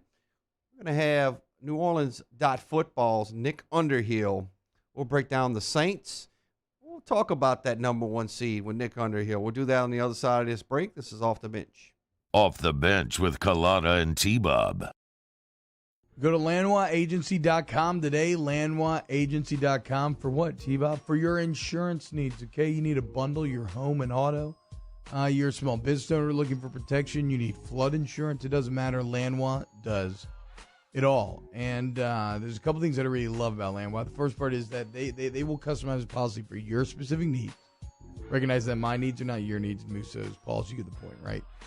So they're gonna customize policies for your needs. They're gonna actively try to save you money without you having to push them, without you having to lift a finger, right? During a challenging 2020 year, which everybody went through, right? All of a sudden, out of nowhere, I get a call from Landwas one day. They're managed to save me a few $100. I mean, if you don't get that from your insurance agent, why don't you at least have the conversation with the boys and girls over there at Landwa? It's LANOIX agency.com. Go to LandwaAgency.com and see what they can do for you. Our listeners fire off their opinions on the JimsFirearms.net hotline at 499-1045. Keep listening for your next chance to shoot us your thoughts with the JimsFirearms.net hotline on 1045 ESPN Baton Rouge. If I built a van, it would do more than haul. It would carry my entire business. I'd make it available in dozens, if not thousands of configurations. It would keep an eye on my fleet. And an eye out for danger. If I built a van, I'd make it available in diesel and gas. And I'd build it right here in South Carolina. Introducing the all-new Sprinter, starting at $33,790. Built in the USA. Mercedes-Benz. Vans. Born to run. Are you a licensed contractor? There's lots of good contractors in Louisiana doing work the right way, but unfortunately, too many unlicensed contractors are working outside the licensing requirements. Working as a contractor in Louisiana requires a license for the company doing the work. The Louisiana State Licensing Board for Contractors wants to help you get licensed to allow you to conduct work legally. It's not difficult to get the license. We can help you. Go to lacontractor.org for more information. Licensed contractors, it's the law. Gulf Coast Bank and Trust is a local bank with a straightforward philosophy. It's about doing the right thing for our customers. Participating in our community with annual local fundraisers. Offering individual attention in a modern banking atmosphere with a trusted local company. Gulf Coast Bank invested in technology with a local touch, giving our customers the power to bank anywhere, anytime. We're building relationships through personal service as the bank that cares about you. Gulf Coast Bank and Trust, the bank that cares about you. At All-Star Toyota, you get it all. If you're in the market for an all-new Toyota vehicle, come see our friendly and knowledgeable sales team at All-Star Toyota. Located in Baton Rouge at the corner of Airline and Goodwood, we've been serving our community since 2005 by offering a large selection of new Toyota cars, trucks, and SUVs. Get behind the wheel of your dream car and take a test drive at All-Star Toyota today. This isn't just another day. It's so much more. Kelly's life was put on hold when her auctioneer primary care doctor discovered a rare blood disorder. Her doctor connected her to an auctioneer care team of cancer, heart, and kidney specialists. With multiple primary care locations around Baton Rouge, same-day appointments, and online scheduling, we're relentless about keeping you healthy. Auctioneer Baton Rouge, innovating healthcare for Kelly. ServiceMaster Elite create clean, disinfected work environments. As a local business, we take pride in serving the New Orleans and Baton Rouge areas. Our cleaning protocols follow CDC and OSHA standards for healthcare settings, offices, senior living, restaurants, and industrial plants. Contact ServiceMaster Elite to get your operation ready for reopening with germ disinfection cleaning. ServiceMaster Elite, the trusted choice in professional cleaning since 1996. Join us for a Tuesday edition of After Further Review. Larry Holder of The Athletic fills in for Matt Moscona as we talk LSU, Saints, and more. Tune in from 3 to 6 on 104.5 ESPN Baton Rouge. You know that I got it, yeah. All this game up in my pocket, bet that you can't stop it. You know that I got it, yeah. You know that I got it, yeah. You know that I got it. All-Star Toyota presents Off the Bench with Jordy Collada and T-Bob Hebert. ESPN Baton Rouge, New Orleans, Alexandria. Weekly New Orleans Saints updates with Nick Underhill on OTB are brought to you by former LSU Tiger and attorney Chris Perrette. He knows football. I mean, he knows about a lot of things. I mean, he's just one of those guys that can hear something one time and he's got it. There's some guys who, need to be able to, rep something a few times before it becomes ingrained. I mean, listen, I'm kind of one of those guys. I'm a rep guy. I like reps. I like feeling timing and rhythm and just doing it kind of over and over again to get the feel of something or the confidence with something. And Alvin's one of those guys who you can just tell him something. He doesn't necessarily even need to get out there and rep it, and he's got it. He'll remember it, he'll retain it, and I think that's a rare trait. It's Drew Brees talking about Alvin Kamara. When he first started, that bite started, I thought he was talking about my next guest. He just gets it, he knows it. That's Nick Underhill of New Orleans Football. Nick, good morning. How are you? Hey, I'm doing well. How you doing? Good. Did you think Drew was talking about you right there? That he knows it and he's got it? I thought he was talking about you. So, I mean, I guess we're just all confused this morning. We aren't just getting it. Well, who was not confused was Alvin Kamara. And obviously, he set some records. He ran the football. He did whatever he wanted to in the Saints' 52-33 Friday game over the Vikings. How weird was that game, Nick, being on a Friday? The game went crazy with points. So many different things happened in that ball game. But your overall take from the Saints win? Yeah, it was definitely weird. I'm still trying to figure out what day of the week it is because this just has me all thrown off. I kind of set my week by the day of the game, and then right. Friday is just not something I'm used to. But yeah, I mean, look, I think that game should have given a little bit of confidence that I think maybe for the first time in a while, and this is no disrespect to Jimmy Graham or Mike Thomas or Deuce McAllister or Reggie Bush or anybody else, but I think maybe for the first time in the Peyton era, they have a player that's 100% completely independent of the quarterback, can go out there and have success. And I think that is going to be a good trait for them come the playoffs. Because at some point, somebody's going to figure out how to take everything away, and you got to find a way to get a first down or score a touchdown or get some yards the hard way. And Alvin looks like a player that can do that. And, if Breeze is having a bad game, they can turn to him. And I don't know that he's ever really been – 2017 would have been the year, but outside of that, I don't know if he's ever really been healthy the last couple of years going into the playoffs. And that's a huge benefit for them. And, Tron Armstead's playing really well late in the year. And, usually you can see some signs of distress on him. I know he's been battling through some things, but he's hiding it well. So I think they're doing some things now, and they're starting to peak at the right time in that area of the game, in the running game. And, I think that's going to serve them well. And I'm not a believer in that, you got to run the win or anything like that. I think that's an outdated school of thought. But I do think that, there are going to be times where you need to be able to get some ugly yards, and they look like a team that can do that. Visiting with Nick Underhill, NewOrleans.football. You can follow him on Twitter at Nick_Underhill. You want to check it out, folks. He does a great job with his Saints film room stuff. And one of the questions that I knew would come up, and I had it on my list to ask you, was the loss of Quan Alexander to the Achilles injury, an injury that's just devastating. So my question to you, we know Demario Davis is going to be out there. The Saints play a lot of nickel. They play dime, so typically two linebackers out there. When they're facing teams that are throwing the football, who's the other guy? I think they're going to have to go back to Alex Anzalone. And, I mean, look, he can fill in. I think he'll be fine. But Quan definitely brought a whole different dimension to the defense. His explosiveness really showed up. He can get out in the flats. He reads and reacts to things a lot better than, everybody decided Demario Davis on the team. And I think that was a flaw for them earlier in the year. I mean, they kept getting killed on bootlegs over and over. And, you got to see those kind of early to get there. But Quan's a guy that, even if he doesn't diagnose it immediately, he had the athleticism, speed burst to get over in that area of the field and make a play. And, his coverage was a lot better than Alex Anzalone's.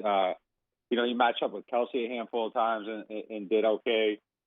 And, he just made a lot of plays. Basically there was like a 5-game stretch. I think he played 7 games for them, throw out the first one. This last one he was hurt. There was a 5-game stretch where he recovered 2 fumbles, had like 5 pass breakups. That's just a guy that's around the ball all the time. The one thing that I think Anzalone does better than Quan is his run defense. I think he's just a little bit more disciplined. That Philadelphia game, if you really go through it and break it down, there's a handful of plays where I think you'll find Quan trying to, make a play, freelancing a little bit and getting caught out of position and giving something up. So I think that Anzalone will help him there a little bit. And that's why he's been in, the base defense, the 3 linebacker defense, where they're in it now and then on first down. But like you said, they play a lot of dime. I could see going forward earlier in the season that the ratio of dime was even a little bit higher. So I could see them going back to that a little bit more here coming into the playoffs. Just get another safety on the field, take a linebacker off. That'll help you in coverage. But, that luxury they had with Quan, he's a guy with safety-like range to an extent and a bigger body. And even though there were some issues in the run defense, having that bigger guy out there helps you. You can't thin out the box, spread out, get 6 guys in the box. Quan's one of them. You have that bigger body that helps you against the run, and you're less susceptible. So it is something that they got to overcome. And for a 5th-round pick, essentially, and an injured player, that was a heist, and it hurts to lose him for sure. Visiting with Nick Underhill, NewOrleans.football, at Nick_Underhill on Twitter. Nick, moving on to the wide receiver position, the Saints have been often injured there this season. It simply hasn't mattered in the past. You give Drew Brees some guys, maybe me, Moose, and you, and Danny can go maybe play wide receiver, but I doubt it. I don't want to get hit by any of those guys. But with Michael Thomas being out, Traquan Smith, I mean, what's the wide receiver room look like for this week versus Carolina? I think it's going to look a lot like it did last week. At this point, they just got to get themselves into the playoffs and hope that Mike Thomas comes back and he's ready to go right away for them. Callaway played a little bit better this week, or when he came back, he played better. I thought he was going to maybe have a little bit more production in this game. But as he gets settled back in, we'll see if he can, pick up on that hope and, optimism that he built with his play earlier in the season. He looks like somebody that could be getting, time. I don't know if he's, ready to go and roll in the playoffs right away. There's glimmers that would make you say yes, and there's things that, I think where he looks a little bit raw. Even his blocking was kind of those two ends of the spectrum throughout this game. I thought that he showed up a lot on some of Alvin's bigger runs, but then on some of them, he's just missing blocks and things are happening. So, he is a rookie. He's an undrafted rookie, and there are things that he's doing really well at a really high level. Some things that he's not. But yeah, I mean, they need to get those guys healthy at this point. Traquan, he had the surgery. He's probably not going to be back at any point this year. If they make it far enough, maybe they force him out there. But this is basically who they have. It's Sanders, Callaway, and then Mike Thomas waiting off in the wings. And at some point, Deontay Harris comes back and does the things he does, is kind of the spice on top of everything else. But I do think that if they got Callaway going a little bit more this week, it would go a long way toward getting the team, where it needs to go in the playoffs. So, he's definitely a point of interest this week. Drew Brees continues to need to be on the same page with Cook. Jared Cook's such a weapon for the Saints. You've talked about him on your page, NewOrleans.football. A couple more for Nick Under here. Nick, everybody wants to talk about the number 1 seed. I know you probably watched it. Everybody watched it. Green Bay and Tennessee game. The snow. And everybody fears the Saints not being the number 1 seed. If they were to win, if chalk in the NFC side, they would have to go play in that. And it certainly seems like Green Bay, we're getting ahead of ourselves a little bit, but it certainly seems like Green Bay knows how to play in those type of conditions. This might sound like really stupid, but I do think that the Saints kind of have a team that could go out there and play in that kind of weather. And I mean, the odds of having that much snow on the field the day of the game, I covered the Patriots for 5 years, and I had never covered an actual snow game where there was actual snow falling and the field looked like that. It's just the odds of it being there and then not being able to clear it off before the start of the game. A lot has to happen to put the field in that condition, but I do think the Saints have a team that can go out there and can kind of win like that. I mean, their line's playing really well. Alvin's running well. Nobody balances better than Alvin. You put a little slip underneath him. I don't think that's going to be the thing that takes him down. Their pass offense is kind of precision based. Everybody has their comments about air yards or whatever. In the snow, you don't want air yards. You want low air yards, and you want to be able to dump it off and get the ball in guys' hands and let them turn and pick up a couple of yards. I think they do a lot of those things well. It's just they would have to go out there and just not be completely shocked by the elements and, have their bodies kind of shut down, which I don't think that would happen. But, obviously they aren't going to out Green Bay, but I think for one game, I do think they can go in there and beat them. It's kind of a neutral season. That weather is the one home field advantage I think that does still exist. But I don't know. I just think the Saints are a better team, if all the things that we're talking about, Mike Thomas, the health, Callaway, all these things round into shape, I do think that the Saints can beat anybody in the NFC anywhere they got to play. Yeah, defense travels. I would agree with that. Get you out on a quick preview. They flex the game to 325 versus Carolina. It doesn't seem like the Panthers have a whole lot to play for. Quarterback Teddy Bridgewater, former Saint, in charge over there. McCaffrey looks like he's not going to play. Give us a quick preview of Saints versus Carolina. Yeah, I'm with you. I think they should be able to go in here, win this game, get out, and, kind of scoreboard watch even a little to see what's going on elsewhere. I don't know if everything's going to break their way. The fates in a lot of different directions. The one thing going for them is that Chicago does need to get into the playoffs and they need to win a game. So maybe they get a favor there from the Bears. But yeah, on paper, this one shouldn't be much of an issue. If they go out and they don't come out flat, they should be able to win this game pretty easily. And like you said, I don't think that Carolina has a lot to play for, but I do think that their OC has something to prove to his former boss, and I definitely think Teddy probably always wants to play good against the Saints, but I just don't think Carolina has it this year. Speaking of OCs, we had a question. With you being so close to the Saints, Joe Lombardi's name coming up a little bit with the LSU job down here. Are you hearing any of that? I haven't heard it, but I'm surprised that Joe hasn't gotten another chance. He went to Detroit. It didn't quite work out there, but I'm not sure that's the place where you go to make a lot of things go wrong in Detroit. And Joe's a really smart guy, and you sometimes got to get another job to find out what you don't know, and then you can fill in those gaps, and then you come back more ready to do another job. But yeah, I think he could take this offense and execute it anywhere. And look, the other guy that never seems to really get any hype, and this wouldn't be to LSU, but I'm surprised still, all these years later, nobody's tried to hire Pete Carmichael away.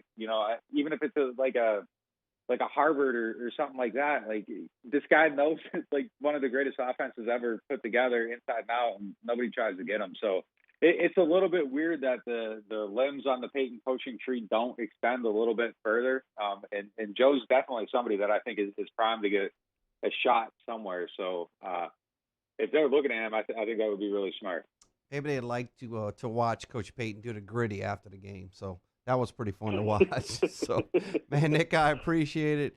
as always. And keep up the great work. And, boy, we are here, man. The playoffs are just about here. 4 NFC titles in a row for the Saints. You got to be happy covering the Saints and not covering the Patriots right now, man. We'll leave you on that. Oh, absolutely. Thanks for having me, man. Have a good one. All right, that's Nick Underhill, NewOrleans.football. We'll take our last time out for OTB before we go to OTB OT, and we'll wrap up the show. This is Off the Bench.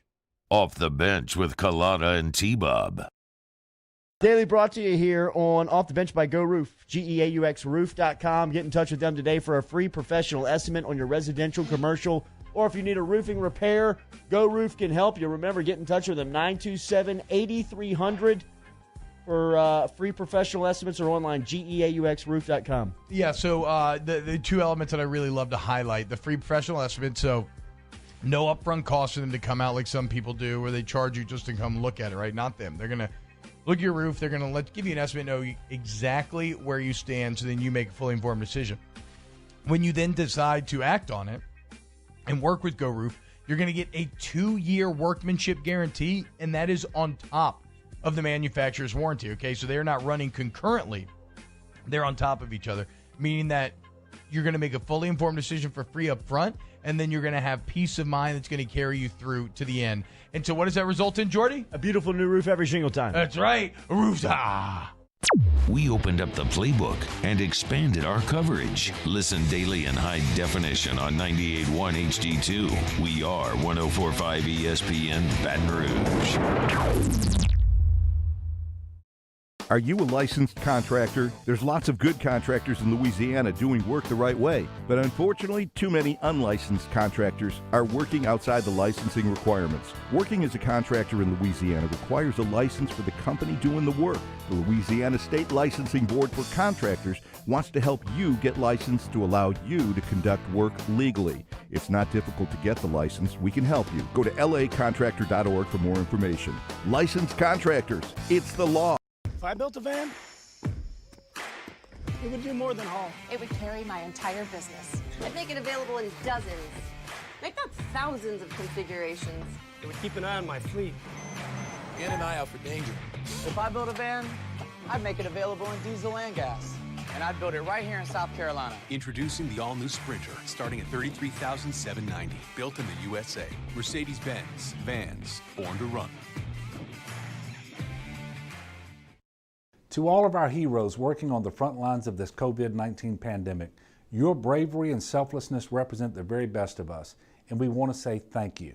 I'm asking everyone around the state to join me in celebrating the heroism of our healthcare professionals on the 19th of every month at 1900 hours, that's 7 p.m. Write a note of appreciation, make plans to donate to charitable organizations, or say a prayer. To learn more, visit 19thanks.org.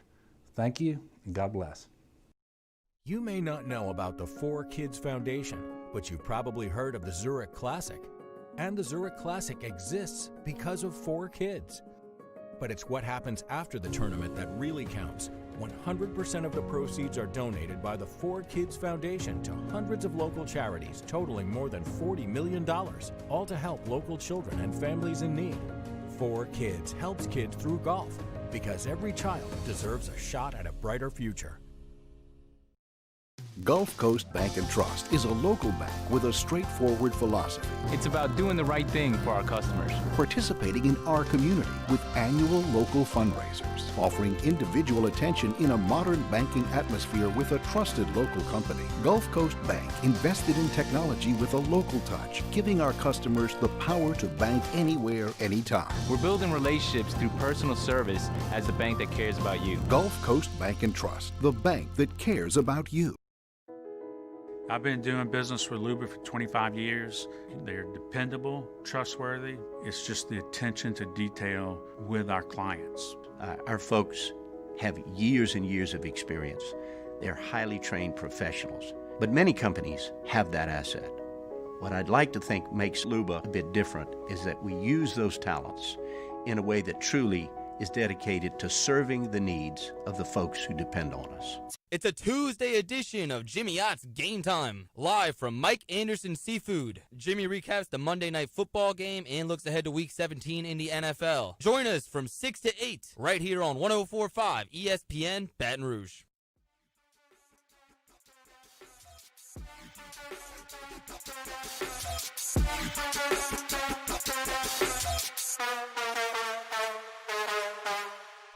All-Star Toyota presents Off the Bench with Jordy Collada and T-Bob Hebert. ESPN Baton Rouge, New Orleans, Alexandria.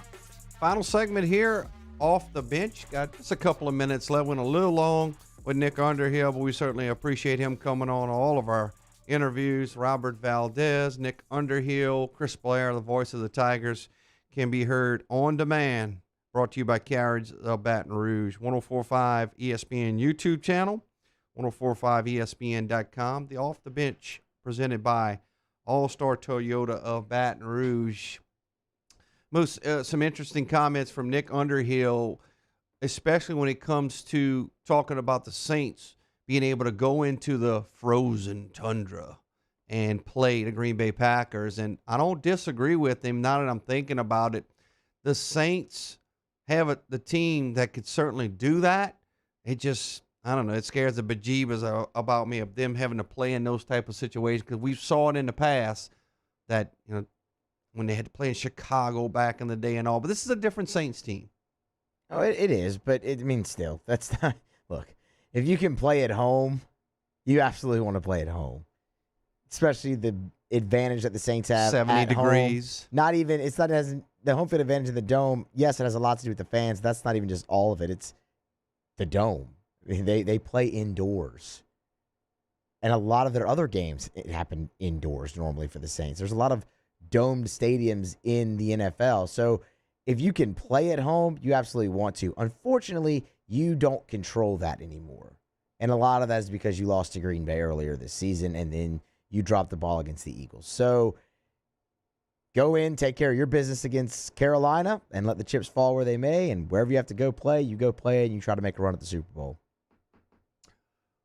Off the Bench OTB coming at you in just a little bit. We'll have Ross Dellinger right out of the chute. He'll bat leadoff from Sports Illustrated. We'll talk all college football with Ross Dellinger. I want to thank all of our guests, obviously, for Off the Bench. Got a big show planned for you tomorrow on Off the Bench. Billy Embody, Ben Mintz, Booker McFarland, Cole Kublik, amongst others. So might have a co-host, a surprise co-host in here with me. You never know. Working on it. So if you're staying with us, please, I hope you stay with us. If you're leaving us, we appreciate it. Be safe out there. It's Off the Bench.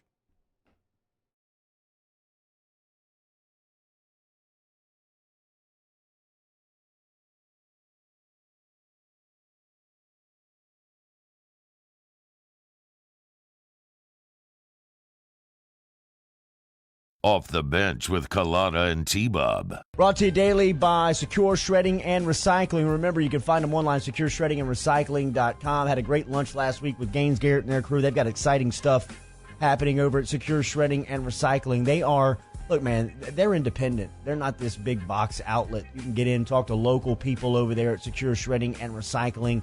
They are from the area. They understand what you're looking for. They're your document destruction specialists. They offer mobile shredding, drop-off shredding.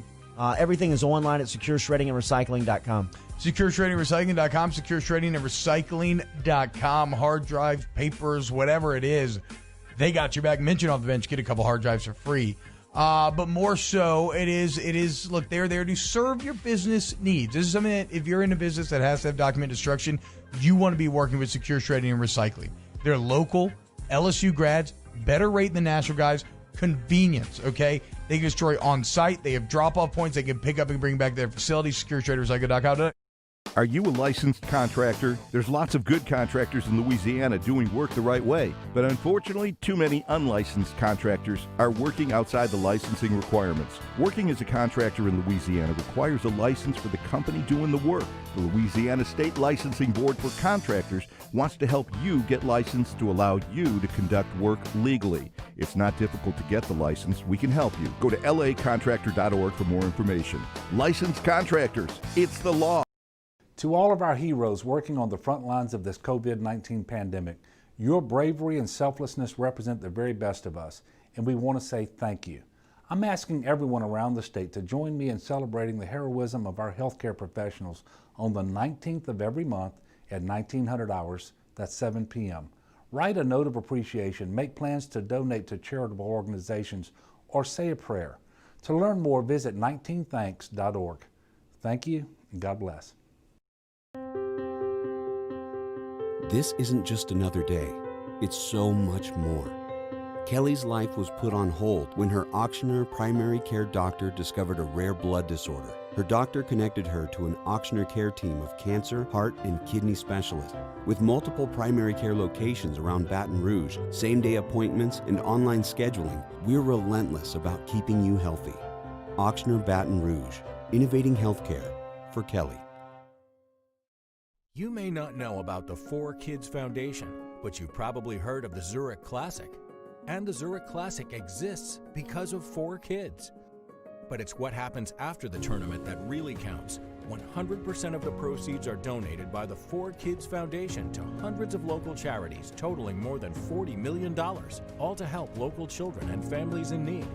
4Kids helps kids through golf, because every child deserves a shot at a brighter future.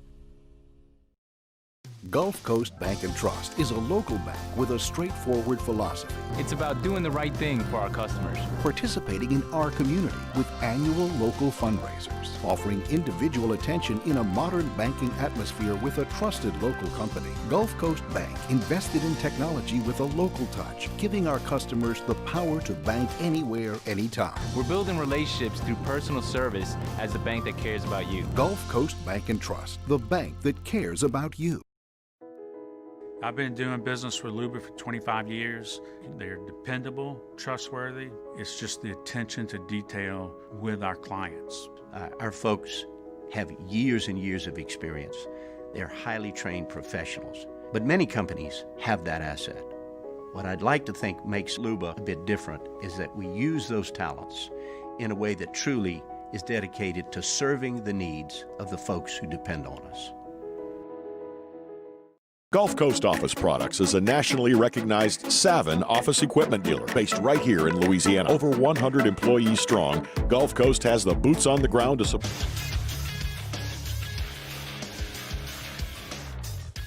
Good morning. It's 9 a.m. on Tuesday, December 29th. Today in Baton Rouge, partly cloudy skies with a high of 70. In case you missed hours 1 or 2 of the show, catch that up at the on-demand section at 1045ESPN.com, brought to you by Carriages. Coming up on OTB OT, Sports Illustrated's Ross Dellinger joins the show next, and Ken Trahan of Preston City Sports stops by at 9:30. You can follow today's show on Twitter at OTB_ESPN. Watch live at the 1045 ESPN YouTube channel, and get subscribed to the Off the Bench and Off the Bench Overtime YouTube channels. Set your notifications. New content is posted there daily. OTB OT starts right now.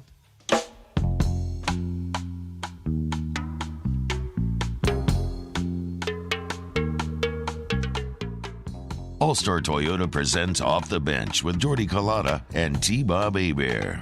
ESPN Baton Rouge, New Orleans, Alexandria.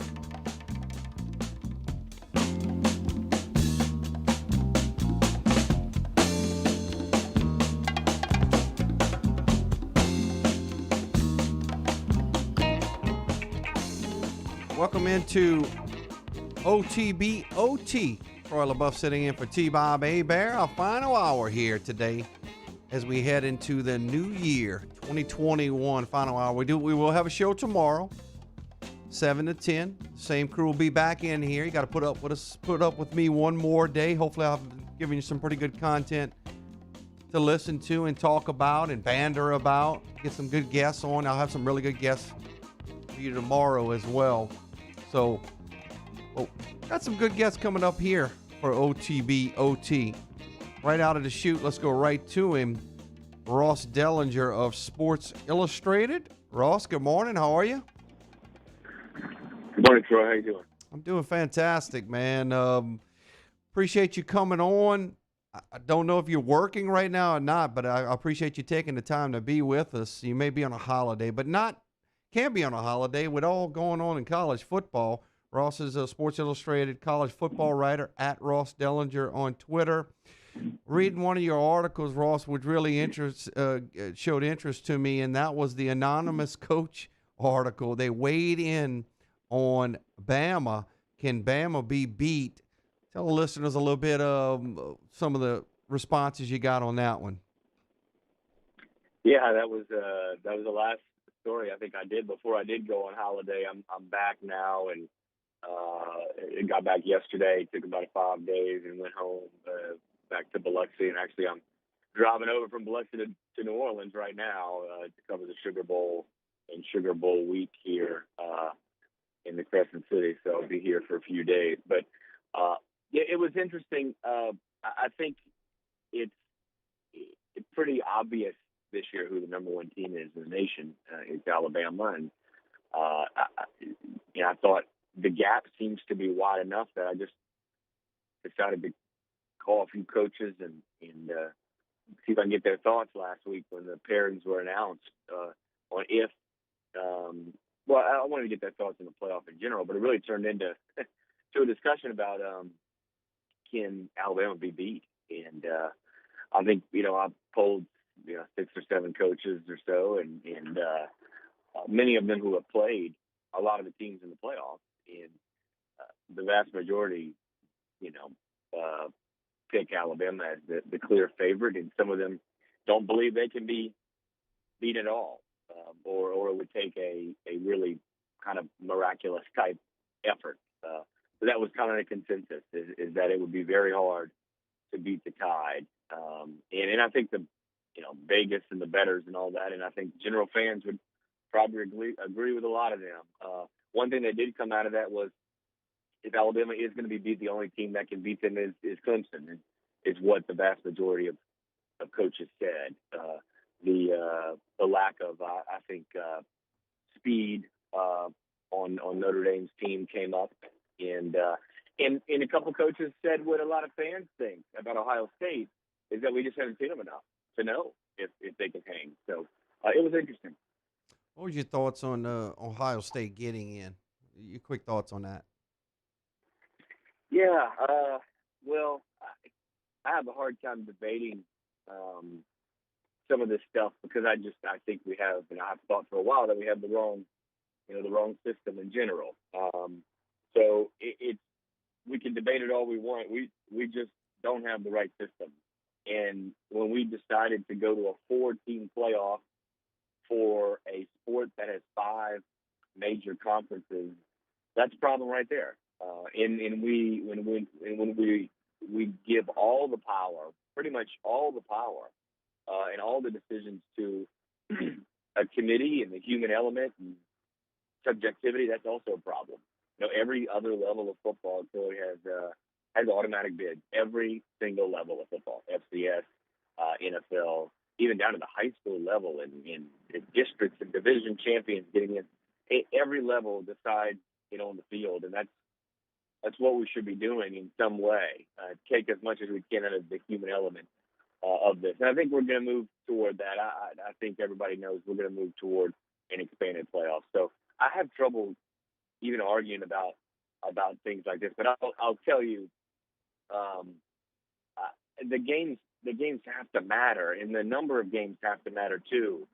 And Cincinnati and Texas A&M,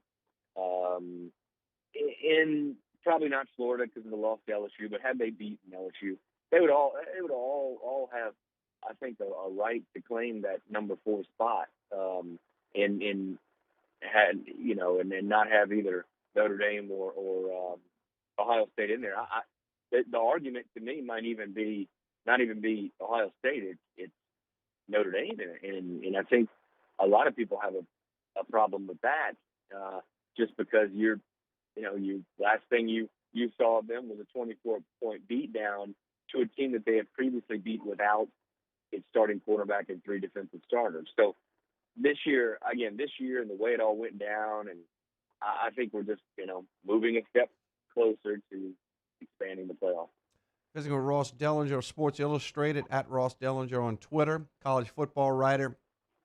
Ross, I think you hit the jackpot, man. You get to cover the better game. You're going to the Sugar Bowl. You're covering Clemson versus Ohio State. Some people think it'll be a blowout. I don't. I think it'll be a decent game, but you don't have to go cover the blowout you'll see in Bama and Notre Dame, in my opinion. So give us a preview a little bit of your coverage for the Sugar Bowl. Yeah, we'll have a story. It's unfortunate because of the pandemic. The media opportunities are very few. In fact, there are no face-to-face opportunities and only Zoom calls, and you can only get so much out of that. So it really stinks. So our coverage will be kind of different than a normal game week. But anyway, today we'll actually have a more bigger picture story about how a 2020 champion will be viewed by history. And, because of this COVID year, how will 2020, the national champion, be viewed? Will it be viewed differently maybe in other years, 25, 30, 50 years from now? And we talked to some college football historians. So that'll come out today, and we'll probably have a story later this week on Tony Elliott, who's kind of not, kind of flown on the radar a little bit as Clemson's offensive coordinator, and was certainly up for some jobs here recently. Think he wants to come to LSU, maybe? Doubt it. I don't know about that one. I don't know. But he's certainly a guy that gaining some steam a little bit, and so writing a little bit of profile on him. So we'll have that later. What about Venables? I mean, his name comes up. The defensive coordinator for Clemson. His name comes up for jobs, but he seems to be happy working for Dabo, working with Dabo. Probably Dabo seems like a guy that he lets his coordinators do their thing. Brent Venables has to be a guy that is being looked at as a head coach in college football. Yeah, he is, and I think he's been for the last few years. And maybe one day Brent Venables will be a head coach. But some coaches, they realize when you're a head coach in this day and age in college football, major college football especially, you are a CEO of the program, and you have to kind of act like a CEO. It's really like a CEO of a Fortune 500 company. You can't be as hands-on. You can't be the X's and O's stuff. You have to manage more, lead, and you have to deal with a lot of off the field type things. And I think there are a lot of X's and O's type guys that just want to do that. They just want to do the scheming. They just want to do the football stuff. They just want to be around the players and coach them and technical stuff. And maybe he's one of those, and there's a lot of those around the nation who have no interest in being that CEO role. They just want to be a coordinator or even a position coach, and they have no interest in the CEO type job. So. And I don't know. Again, I don't know if he's one of those. But I can tell you this: his two sons play at Clemson, and I know that I'm sure a factor. And he would, I would think, like to coach them through their college careers, or as much as he can of their college careers. So I think that I know his name was in the mix at Auburn, and I think it's been fairly widely reported that he at least interviewed with Auburn. But he's a guy who maybe for now is content being a coordinator, and certainly nothing wrong with that. Ross Dellinger, Sports Illustrated, at Ross Dellinger on Twitter. Got a couple more for you, Ross, before we get you out of here. The Cure Bowl, Liberty versus Coastal. So you guys wrote a little bit about that, man. That was a good football game to watch. But my question is, did it prove to us that maybe those teams don't deserve to be in the college football playoff unless we go to an expanded maybe to 8?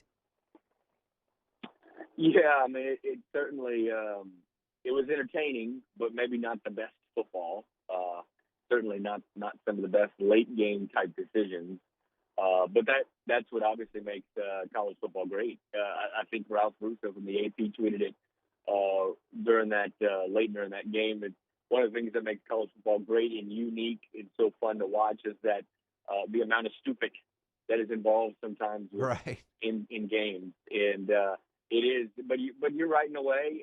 That we saw some fairly poor football and bad decisions late where you don't see those things necessarily from some of the elites. I'll be really interested, and probably the bowl game I'm looking forward to most, even over some of these playoff games, is that Georgia against Cincinnati game. You really want to see what Cincinnati is made of, because Georgia has played so many highly ranked teams, and you know how they did against them, losing to Florida and losing to Alabama. And, you got to think this is a really big chance for Cincinnati to keep proving that maybe, because we've seen it in the past, that some of these Group of 5 teams can hang and maybe deserve a shot, certainly in an expanded playoff. And so I'm looking forward to that one. But the Cure Bowl was entertaining, and it was funny. It made my we do bowl watchability rankings every year, and the watchability rankings are based on just, again, the watchability entertainment factor, and that was my number one before the bowl season started. So it made me look good, because I don't think I've seen a more entertaining game yet. Absolutely, I agree with you. How cool would it be? Liberty, Coastal, Cincinnati, and San Jose State. Those 4 in their own playoff. I mean, that would be intriguing. Ross, I appreciate your time, man. Have some fun in the Big Easy. I know it's a quiet time over there now. It's not going to be the same, but what's on the restaurant wheel, if you will? What place are you going to have to hit? Yeah, well, it's I don't want to say tradition, but it seems like it's almost tradition. Every time I get into New Orleans, I usually stay right on Canal or off of Canal in the Warehouse District, and I walk across Canal to Palace Cafe. That's usually one of the first things that I have to get. The turtle soup, crab meat cheesecake there. But you're right, this year will be really different. I'll try to make it over there. I'll try to make it over to Cochin as well. Get some of those good oysters, and they always have wonderful type, Cajun specials and stuff. So those are 2 of my favorite spots, and I'll do the best I can to hit them. But yeah, it's definitely going to be a different feel to it.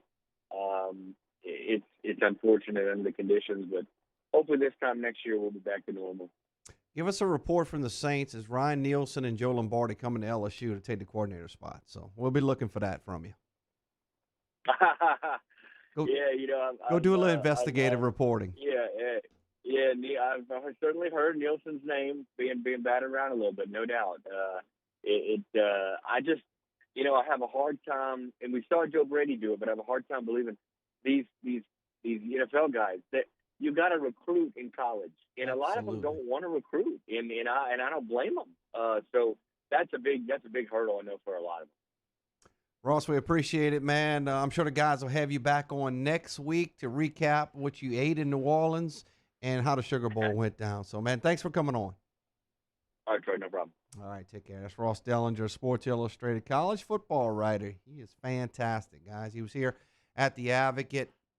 Those guys doing a fantastic job. Brooks Cabina is the LSU beat writer now, and those guys have to have their sources, and they have to have people they can trust to get the stories.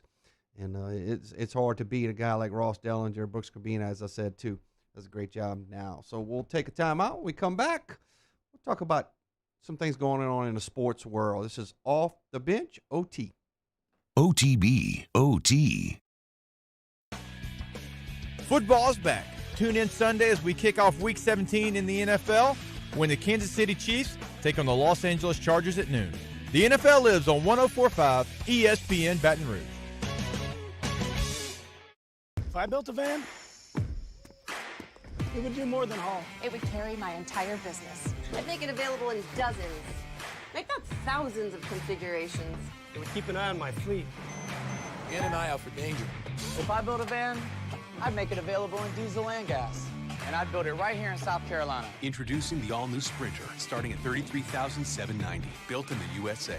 Mercedes-Benz. Vans. Born to run.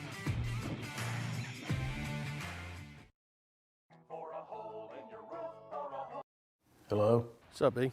What you doing? Chilling at the office working. You? Hanging at the job site. Chilling. Roof's up? Hey, Greg, roof up? Roof's up!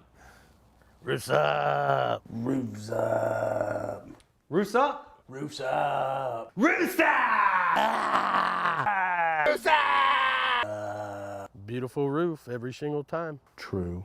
True. During these challenging times, we know your healthcare needs don't stop. Cancer, accidents, injuries, and heart disease are relentless. So we are relentlessly innovating to keep you safe, both virtually and in person, connecting you with providers remotely, advancing clinical spaces, providing rapid and accurate testing, social distancing, and certified cleaning protocols. We are Auctioner, and we will not slow down. Auctioner Health, innovating healthcare. Gulf Coast Bank and Trust is a local bank with a straightforward philosophy. It's about doing the right thing for our customers. Participating in our community with annual local fundraisers, offering individual attention in a modern banking atmosphere with a trusted local company. Gulf Coast Bank invested in technology with a local touch, giving our customers the power to bank anywhere, anytime. We're building relationships through personal service as the bank that cares about you. Gulf Coast Bank and Trust, the bank that cares about you. ServiceMaster Elite create clean, disinfected work environments. As a local business, we take pride in serving the New Orleans and Baton Rouge areas. Our cleaning protocols follow CDC and OSHA standards for healthcare settings, offices, senior living, restaurants, and industrial plants. Contact ServiceMaster Elite to get your operation ready for reopening with germ disinfection cleaning. ServiceMaster Elite, the trusted choice in professional cleaning since 1996.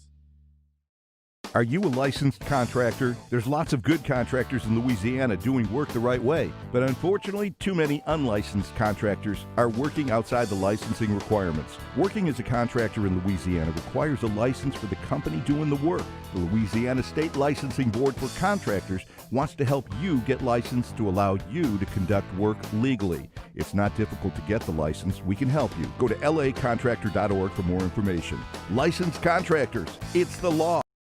To all of our heroes working on the front lines of this COVID-19 pandemic, your bravery and selflessness represent the very best of us, and we want to say thank you.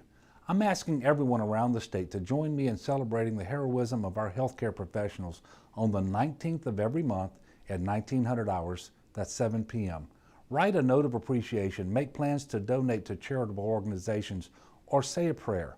To learn more, visit 19thanks.org. Thank you, and God bless.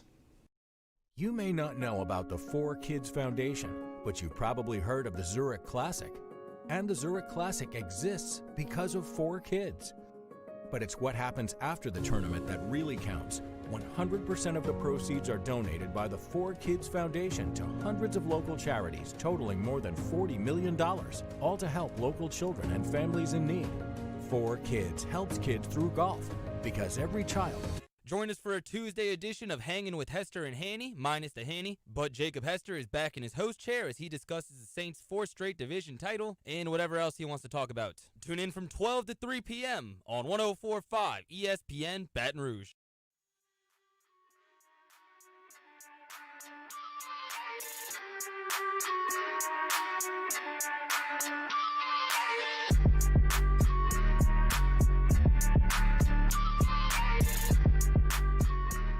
OTB, OT, with T-Bob Hebert, ESPN Baton Rouge, New Orleans, Alexandria. Back to OTB, OT. Troy LaBeouf sitting in for T-Bob. T-Bob will be back in the studio on Monday. I'll be back here tomorrow to wrap up the week. Guys will get another vacation. Guys, are you looking forward to that vacation again? Short week? Very. It's going to be tough to go back to the long week after the 2-3 day week. Normal starting next Monday, 2021. Back to reality comes quick, definitely. But for right now, yes, very ready for another 4-day weekend. Danny? Definitely looking forward. My brother's getting married, so I'll be at his wedding in Dallas. Wow. Danny's a traveler. He was in Miami last weekend. He's in Dallas now. COVID-19 not holding Danny Cardenas down. I can tell you that right now. You're not letting it get to you, buddy. I appreciate that. Of you for being at. Well, good luck at that wedding. Good luck to your brother. He's getting married. I had a question in the YouTube chat by Bayou Ford, brought to you by Bayou Ford. You can check that out at 104.5 ESPN, the YouTube channel. What 11-5 NFL team will miss the playoffs? So I started thinking about it. And that's a great question. Because there are going to be a couple of good teams not making it. If you look at the AFC, and it's mostly talking about the AFC, NFC is for the most part set. Green Bay and the Saints battling for the 1-2 seed. Seattle at 3. Washington in their circus with Dwayne Haskins, who's no longer with the Washington football team. He is without a job right now. I'm assuming somebody will pick him up. He's got talent, but Washington's sitting at 4, so they got Philadelphia lurking right there, I think. I think the Giants are out of it. 5, looks like Tampa Bay is locked in there. Very interesting for the Rams. Their quarterback is going to be out this week. Broke his thumb. That's going to be very interesting for them to be able to play without their quarterback, Jared Goff. And then the wild card team, the number 7 team, and wild card overall is Chicago. And this is a team that the Saints could play. If the Saints stay at number 2, they would face that number 7 team. And right now it's looking like it's Chicago. Now Chicago needs to win, and they need to beat a big opponent in Green Bay. So we'll have to see how that turns out. Lurking is Arizona. Arizona's lurking right there for that final spot. So, but over on the AFC side, that's where the question comes: would 11-5 team miss the playoffs? So in Indianapolis, they play the 1-14 Jaguars, who have Trevor Lawrence as their quarterback next year.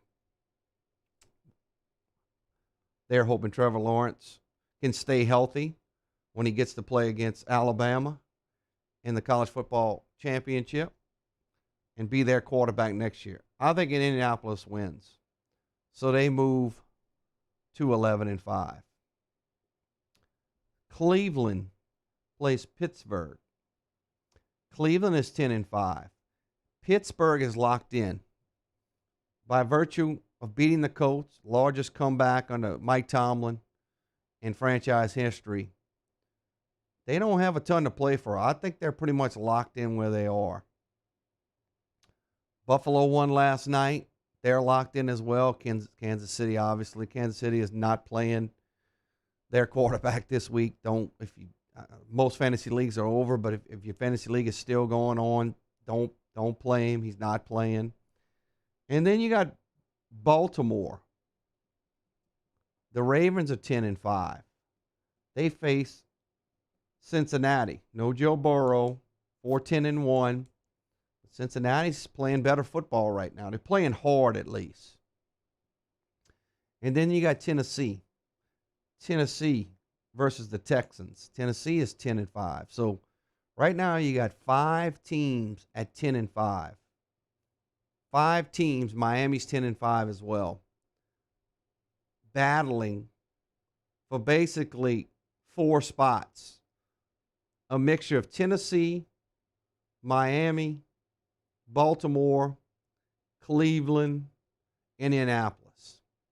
Everybody else below that, including the New England Patriots, are eliminated, including Las Vegas and Gruden. Y'all think New England would have made the playoffs this year if Tom Brady would be there, Moose?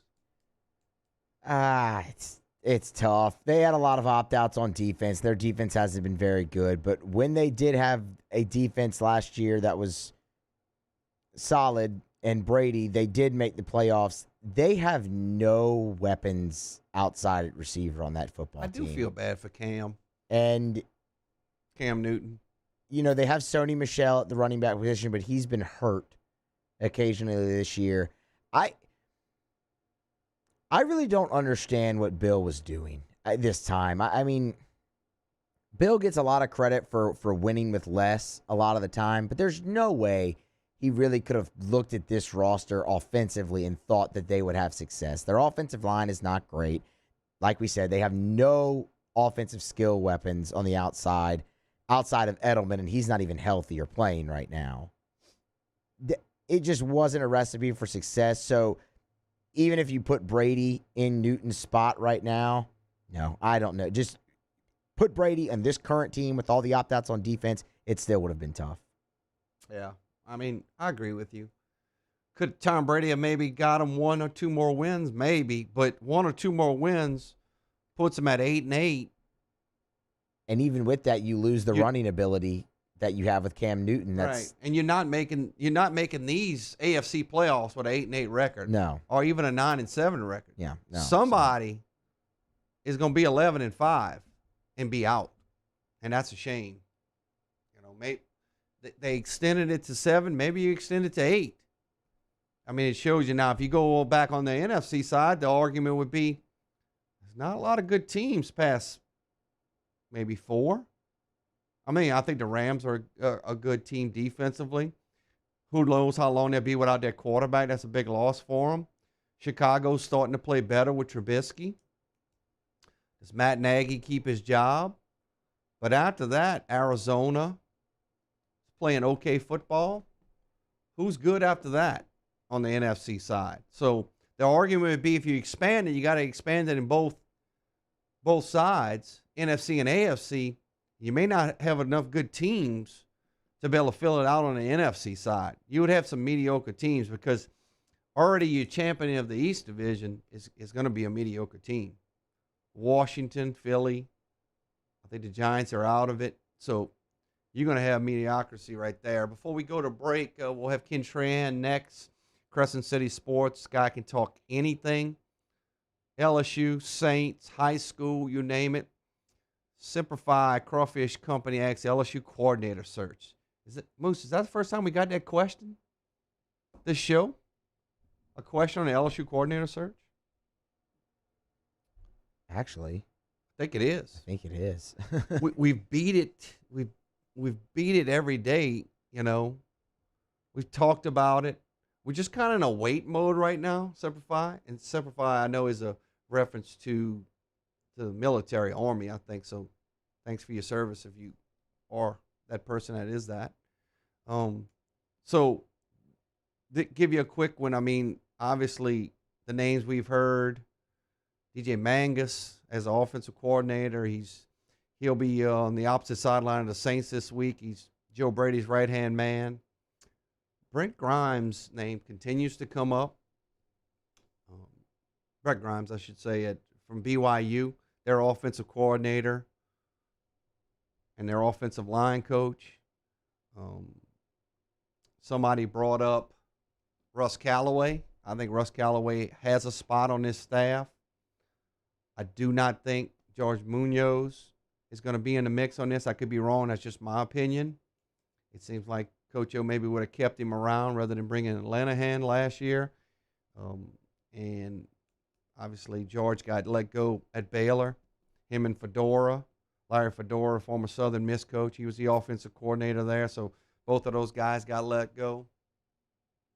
It's going to be interesting. On the defensive side, Simplify, that's where you got to get it right on the offensive side, but you really got to get it right on the defensive side. You can't have another season that you saw like you saw this year defensively. Marcus Freeman is zeroed in on. I think they're going to do everything they can to get Marcus Freeman out of Cincinnati. I think he's an up-and-coming star.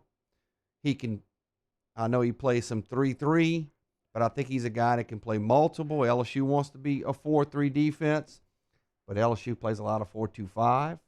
They play a lot of nickel because of the teams that they play against. They do want to play that 4-man front. That's what, personnel-wise, that's what they're recruiting to. So we'll see. But I think Marcus Freeman is the number one guy. And I know Derek Mason is a guy that continues to be talked about. But I think people would be upset if Mason got the job. I personally would, and I think he's a good coach. Maybe he's a coach that comes in. He doesn't seem like a coach that does a lot of screaming. He's more of a softer tone guy, kind of like Aranda was. But if you ask me, Simplify who I want, I want Marcus Freeman. That's the guy I want. So went over a little bit. We'll take a timeout. When we come back, we'll get Ken Trahan on of Crescent City Sports. This is Off the Bench, OT. OTB, OT. Saints coverage, Chiefs, Cowboys, Thursday night, Sunday night, and Monday Night Football. From the opening kickoff to the playoffs and the Super Bowl, the NFL lives on 104.5 ESPN Baton Rouge. One thing you can always count on this time of year is Happy Honda Days at Richards Honda. With year-end clearance prices on every vehicle in stock. Save thousands on some of the best, most awarded vehicles on the road. And shop the way you feel comfortable. At the dealership or online with home delivery. So everyone can take advantage of Happy Honda Days. No wonder people call Richards Honda the smart choice. I-12 at Millerville Road and richardshonda.com.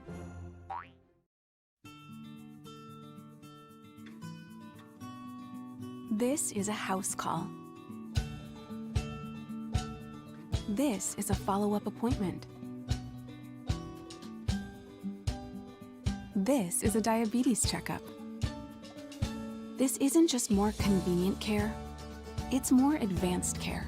This is innovating healthcare at Louisiana's #1 hospital, Auctioner.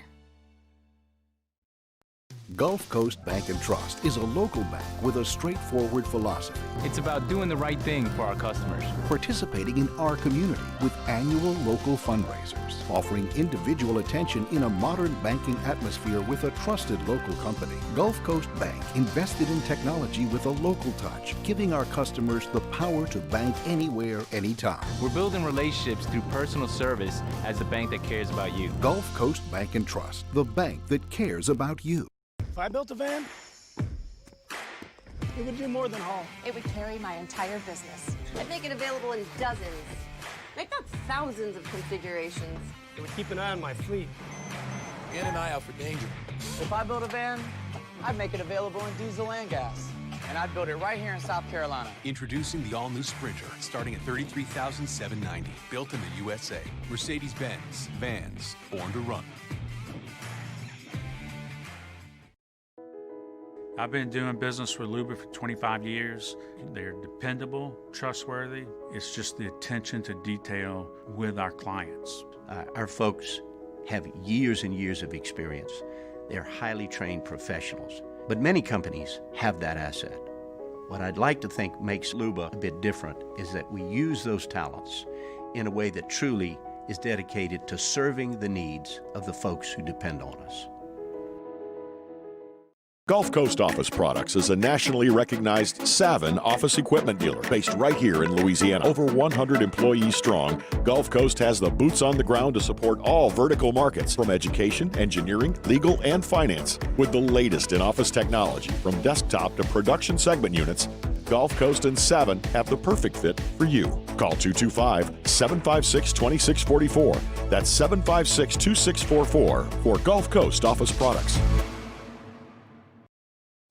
At All-Star Toyota, you get it all. If you're in the market for an all-new Toyota vehicle, come see our friendly and knowledgeable sales team at All-Star Toyota.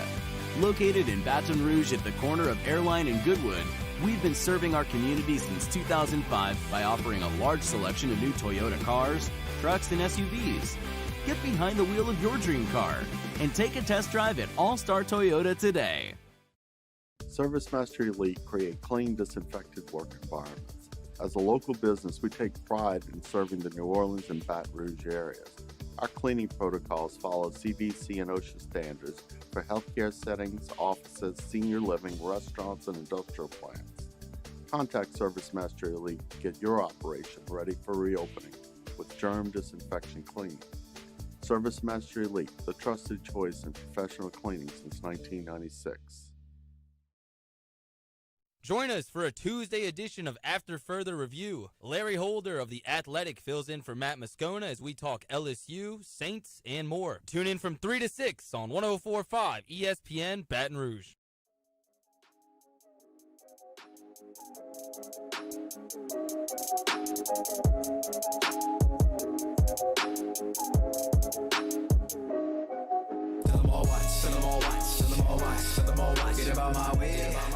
OTB, OT, with T-Bob Hebert, ESPN Baton Rouge, New Orleans, Alexandria. Welcome back to OTB OT. Troy LaBeouf sitting in for T-Bob Hebert. T-Bob will be back at the desk on Monday, getting some time off, spending some time with the family. Let's quickly go to the phone lines and bring in my friend Ken Trahan of Crescent City Sports, at Ken Trahan on Twitter. Ken, good morning. How are you? Hey, Troy, doing fine. Thank you. Man, I appreciate you coming on this morning and talking. Ken can always talk a variety of things. Ken, before we get to LSU and the Saints, let's recap a little bit. Obviously, fantastic football played yesterday in Natchitoches with De La Salle and St. Thomas More. I know Lafayette Christian got a victory, but man, give us a recap. I know you guys covered that St. Thomas More and De La Salle game, 35-28 victory for St. Thomas More. Yeah, I was there all day, covered all three games. Oak Grove, a pretty easy win over Grand Lake, no surprise, 33-7. Of course, the Lafayette Christian Knights win their fourth straight state championship, beat the St. Charles Catholic Comets 12-7. Defensive battle. Both defenses were absolutely terrific in that game, and Lafayette Christian got a big turnover, and that turned out to be the difference. And then last night, just a superb game to watch, contrasting styles, which always make the best matchup, right? And you had a game that went down to the wire as it was St. Thomas More wins second straight state championship, beating De La Salle 35-28. The Cougars had the edge much of the night, but they couldn't get the Cavaliers off the field. What's remarkable about that game is De La Salle had the ball for 36 minutes and 46 seconds in a 48-minute game.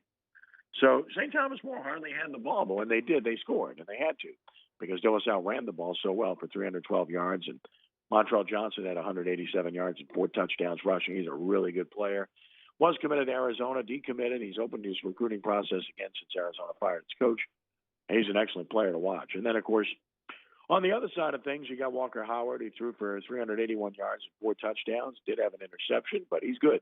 And, of course, when you look at Jack Besh, he's the real deal. 10 catches, 232 yards, and 2 touchdowns. Seeing him in person, I've seen him several times on videos or Huddle and such. He's better watching him in person. He's big, he's strong, and he can run. I mean, this guy's not slow. He's got good moves. He's strong as an ox when he catches the ball and make yards after the catch. So very impressive, and this was a great game to watch. De La Salle actually took the lead by 1. In the fourth quarter, St. Thomas More scored quickly to take the lead. De La Salle came back with a chance to tie or win it, and they mishandled the snap and then had a pass batted down on 4th down to secure the victory. So, yeah, it was a really good game. I think the most entertaining game of the Classic thus far. Well, you're going to have a good one today, obviously. And, a team you're familiar with, the Carr Cougars. They're going for some history, and they're going to face a very good team in Karen Crow. They just took care of Neville in the semifinals, the 4A title game today in Natchitoches. Give us a quick preview of that one. That'll start at 6 o'clock. Well, Karen Crow is the real deal. They lost to St. Thomas More. There's no shame in that. But they shut out West Monroe at West Monroe. They're really good. They dismantled Neville last week. And what stands out about Karen Crow, this is another Veer team. Ted Davidson, protege, who put the Veer in at Karen Crow. It's worked extremely well. But here's the thing about Karen Crow. They have big running backs, and their offensive line averages, let me say this again, averages 296 pounds per man. Wow. So it's the biggest team in the state. They're huge. They're physical. They run right at you. So the dilemma for Carr is to get them off the field, much like we just talked about with the St. Thomas More dilemma against De La Salle. For Carr, it's all about tremendous skill. A.J. Samuel was only a sophomore, but he's a terrific quarterback who's got a great future. And then I think Carr has the best pair of receivers in the state in terms of a duo when you talk about Destin Hill and Aaron Anderson. With all due respect to St. Thomas More and others, these two kids are amazing. Anderson's a junior. He's committed to LSU.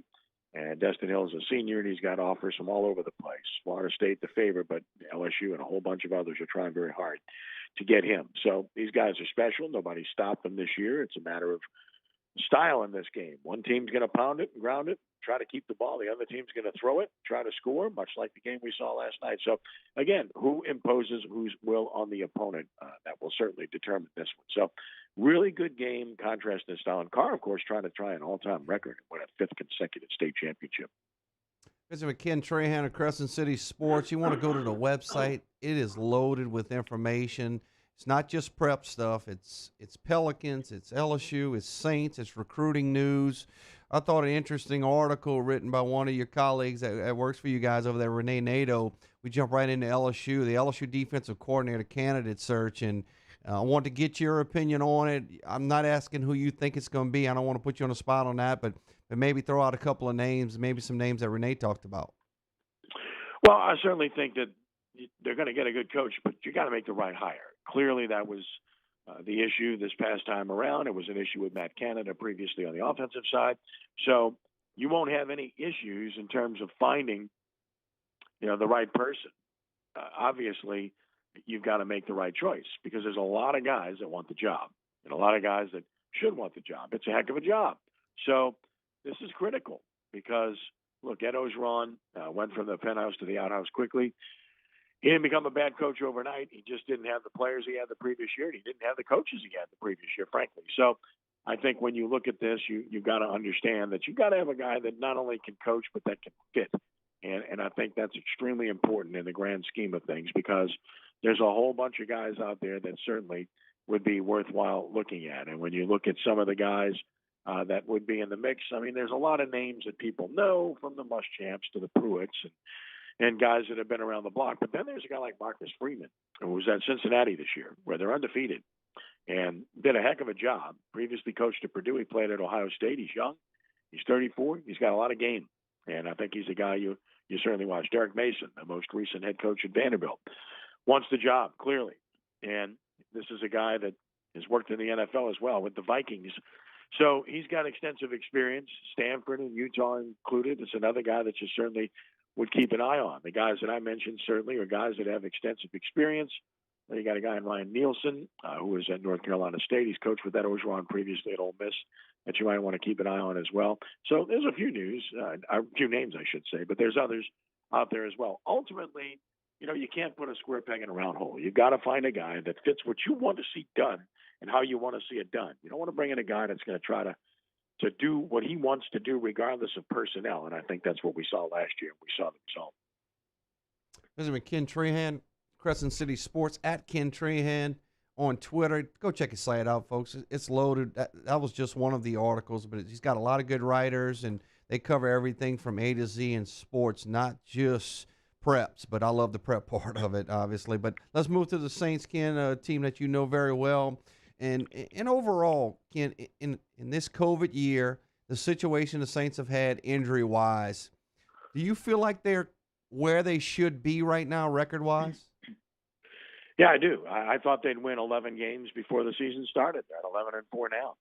And they very well could get to 12. And, of course, they're going to need to because they're going to have to get to that number 2 seed to have a real shot to win this thing. And even that's going to be tough. To get the number 1 seed is not out of the question. They would have to win, of course, at Carolina. Seattle would have to win at San Francisco, and Green Bay would have to lose at Chicago. That's not an impossible scenario, but you have to take care of your own business. And if they do that, they'll be at least the number 2 seed, which means they'll play at home.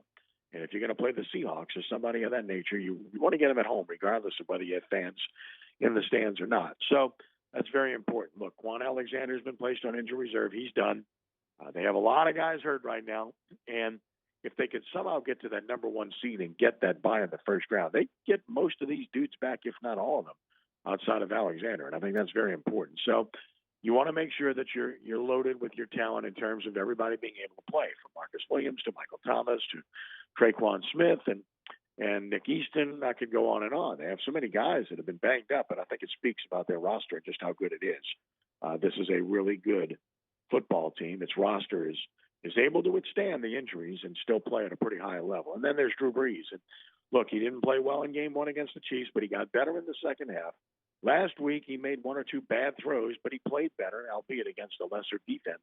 So you're seeing what you want to see. You want to see him progressing and getting better and peaking when it comes time for the playoffs. Because let's face it, the Saints have been really good the last couple of years, but they peaked early and did not perform well enough in the playoffs.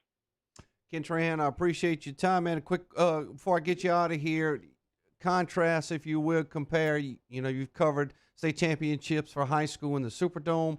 How has Northwestern rolled the red carpet out for you guys?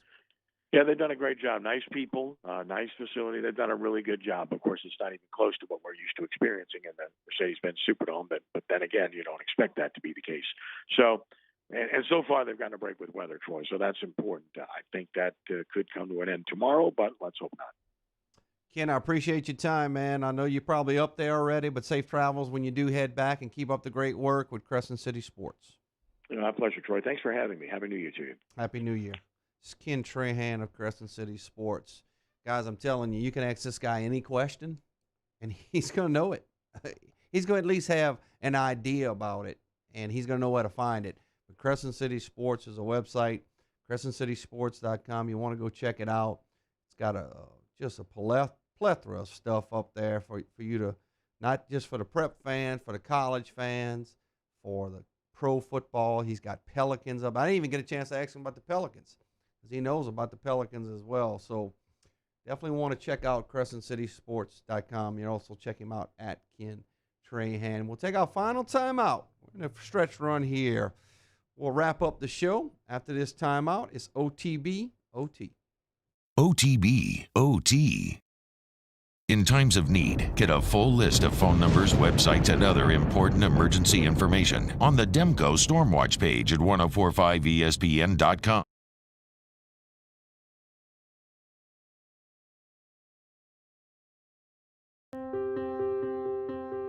This isn't just another day.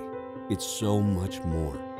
Kelly's life was put on hold when her Auctioner primary care doctor discovered a rare blood disorder. Her doctor connected her to an Auctioner care team of cancer, heart, and kidney specialists. With multiple primary care locations around Baton Rouge, same-day appointments, and online scheduling, we're relentless about keeping you healthy. Auctioner Baton Rouge, innovating healthcare for Kelly.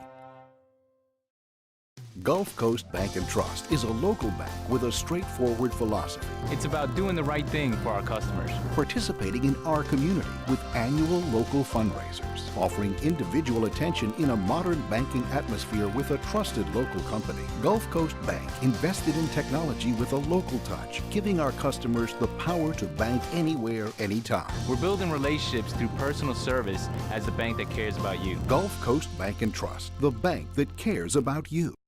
Are you a licensed contractor? There's lots of good contractors in Louisiana doing work the right way, but unfortunately, too many unlicensed contractors are working outside the licensing requirements. Working as a contractor in Louisiana requires a license for the company doing the work. The Louisiana State Licensing Board for Contractors wants to help you get licensed to allow you to conduct work legally. It's not difficult to get the license. We can help you. Go to lacontractor.org for more information. Licensed contractors, it's the law.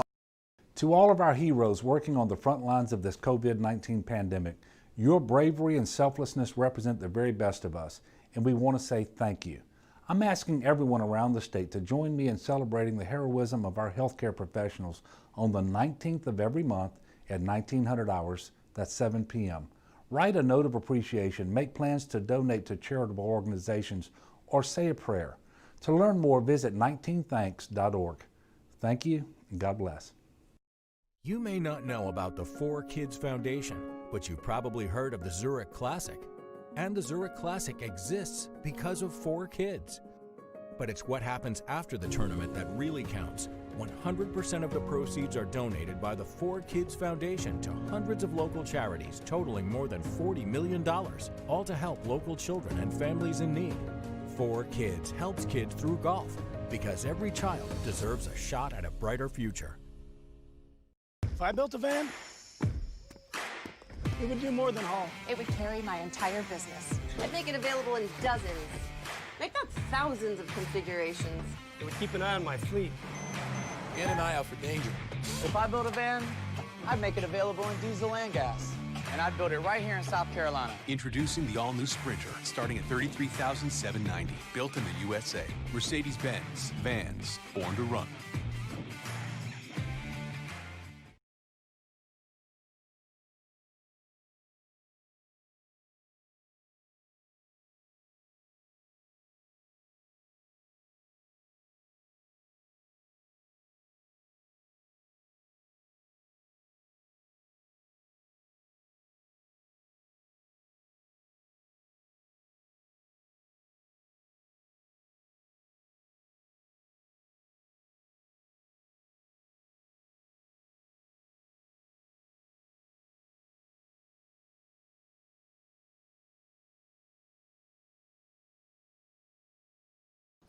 They are exactly the same. They're identical.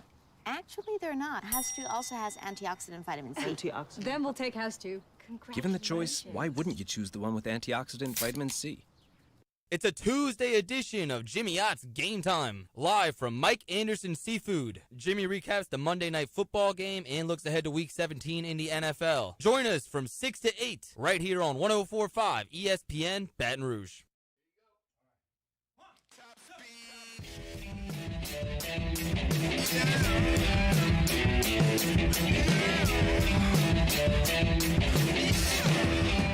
OTB OT with T-Bob Hebert, ESPN Baton Rouge, New Orleans, Alexandria. Wrapping up OTB/OT. Troy LaBeouf sitting in for T-Bob Hebert today. I'll be back in the chair tomorrow for Off the Bench and Off the Bench OT. And that'll put a wrap on the week. We'll have some vacation time on Thursday and Friday as we head into the new year. A lot of good college football games, if they can get to the game. Obviously, with COVID looming, we've seen so many bowl games get canceled. We're hoping we can see some good football, and obviously, was really looking forward to Florida and Oklahoma tomorrow. But Florida's going to be without 31 touchdowns, offensive production, Kadarius Toney, tight end Pitts, Grimes, you name it. They got some guys that'll be out. And Moose, the guy that threw the shoe, is out as well. He has opted for the NFL. Wilson. Probably a smart play. He doesn't want to be talked about anymore. No. Well, too bad for him. He will forever be talked about in this city, in this state, and in Gainesville in Florida, for that matter, as well. They will never, ever forget that.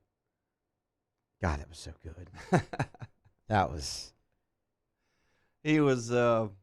He threw a shoe. I mean, when I saw the flags come down, I was like, did they call targeting? I didn't see the shoe get thrown, but I'm like, what happened? And then they were all over it, and Liam Shanahan was all over it too. He was standing there and he pointed at the referees after he threw the shoes, like, what you gonna do here? And the flags came out. They came out flying. That ranks high on the list of just bonehead penalties that I've seen in my life. That ranks very, very high. Randall says legend of the shoe lives on. Absolutely. Randall, all of our sound from Today on Demand brought to you by Carriages of Baton Rouge. We appreciate everybody participating in the show. Love interacting with you guys in the YouTube chat by Bayou Ford.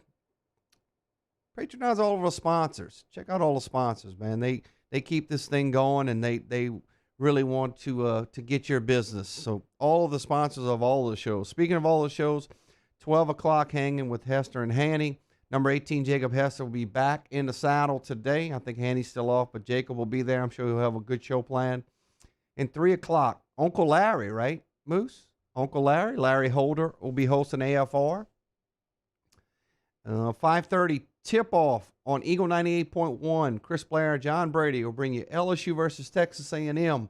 That's the SEC opener. Will Wade 6-0 versus Texas A&M. Make it 7-0. And 6 p.m. tonight, Game Time with Jimmy Ott. He can get you set up with all your betting needs. Guys, I appreciate your work. Musso, Danny's heading out, man. He's leaving on a bird. Leaving on tomorrow. I appreciate Danny's work. We'll have Joseph Rodriguez in the chair tomorrow. So thanks for participating today. It's been a fun show. It's been a fun 3 hours. It's Off the Bench.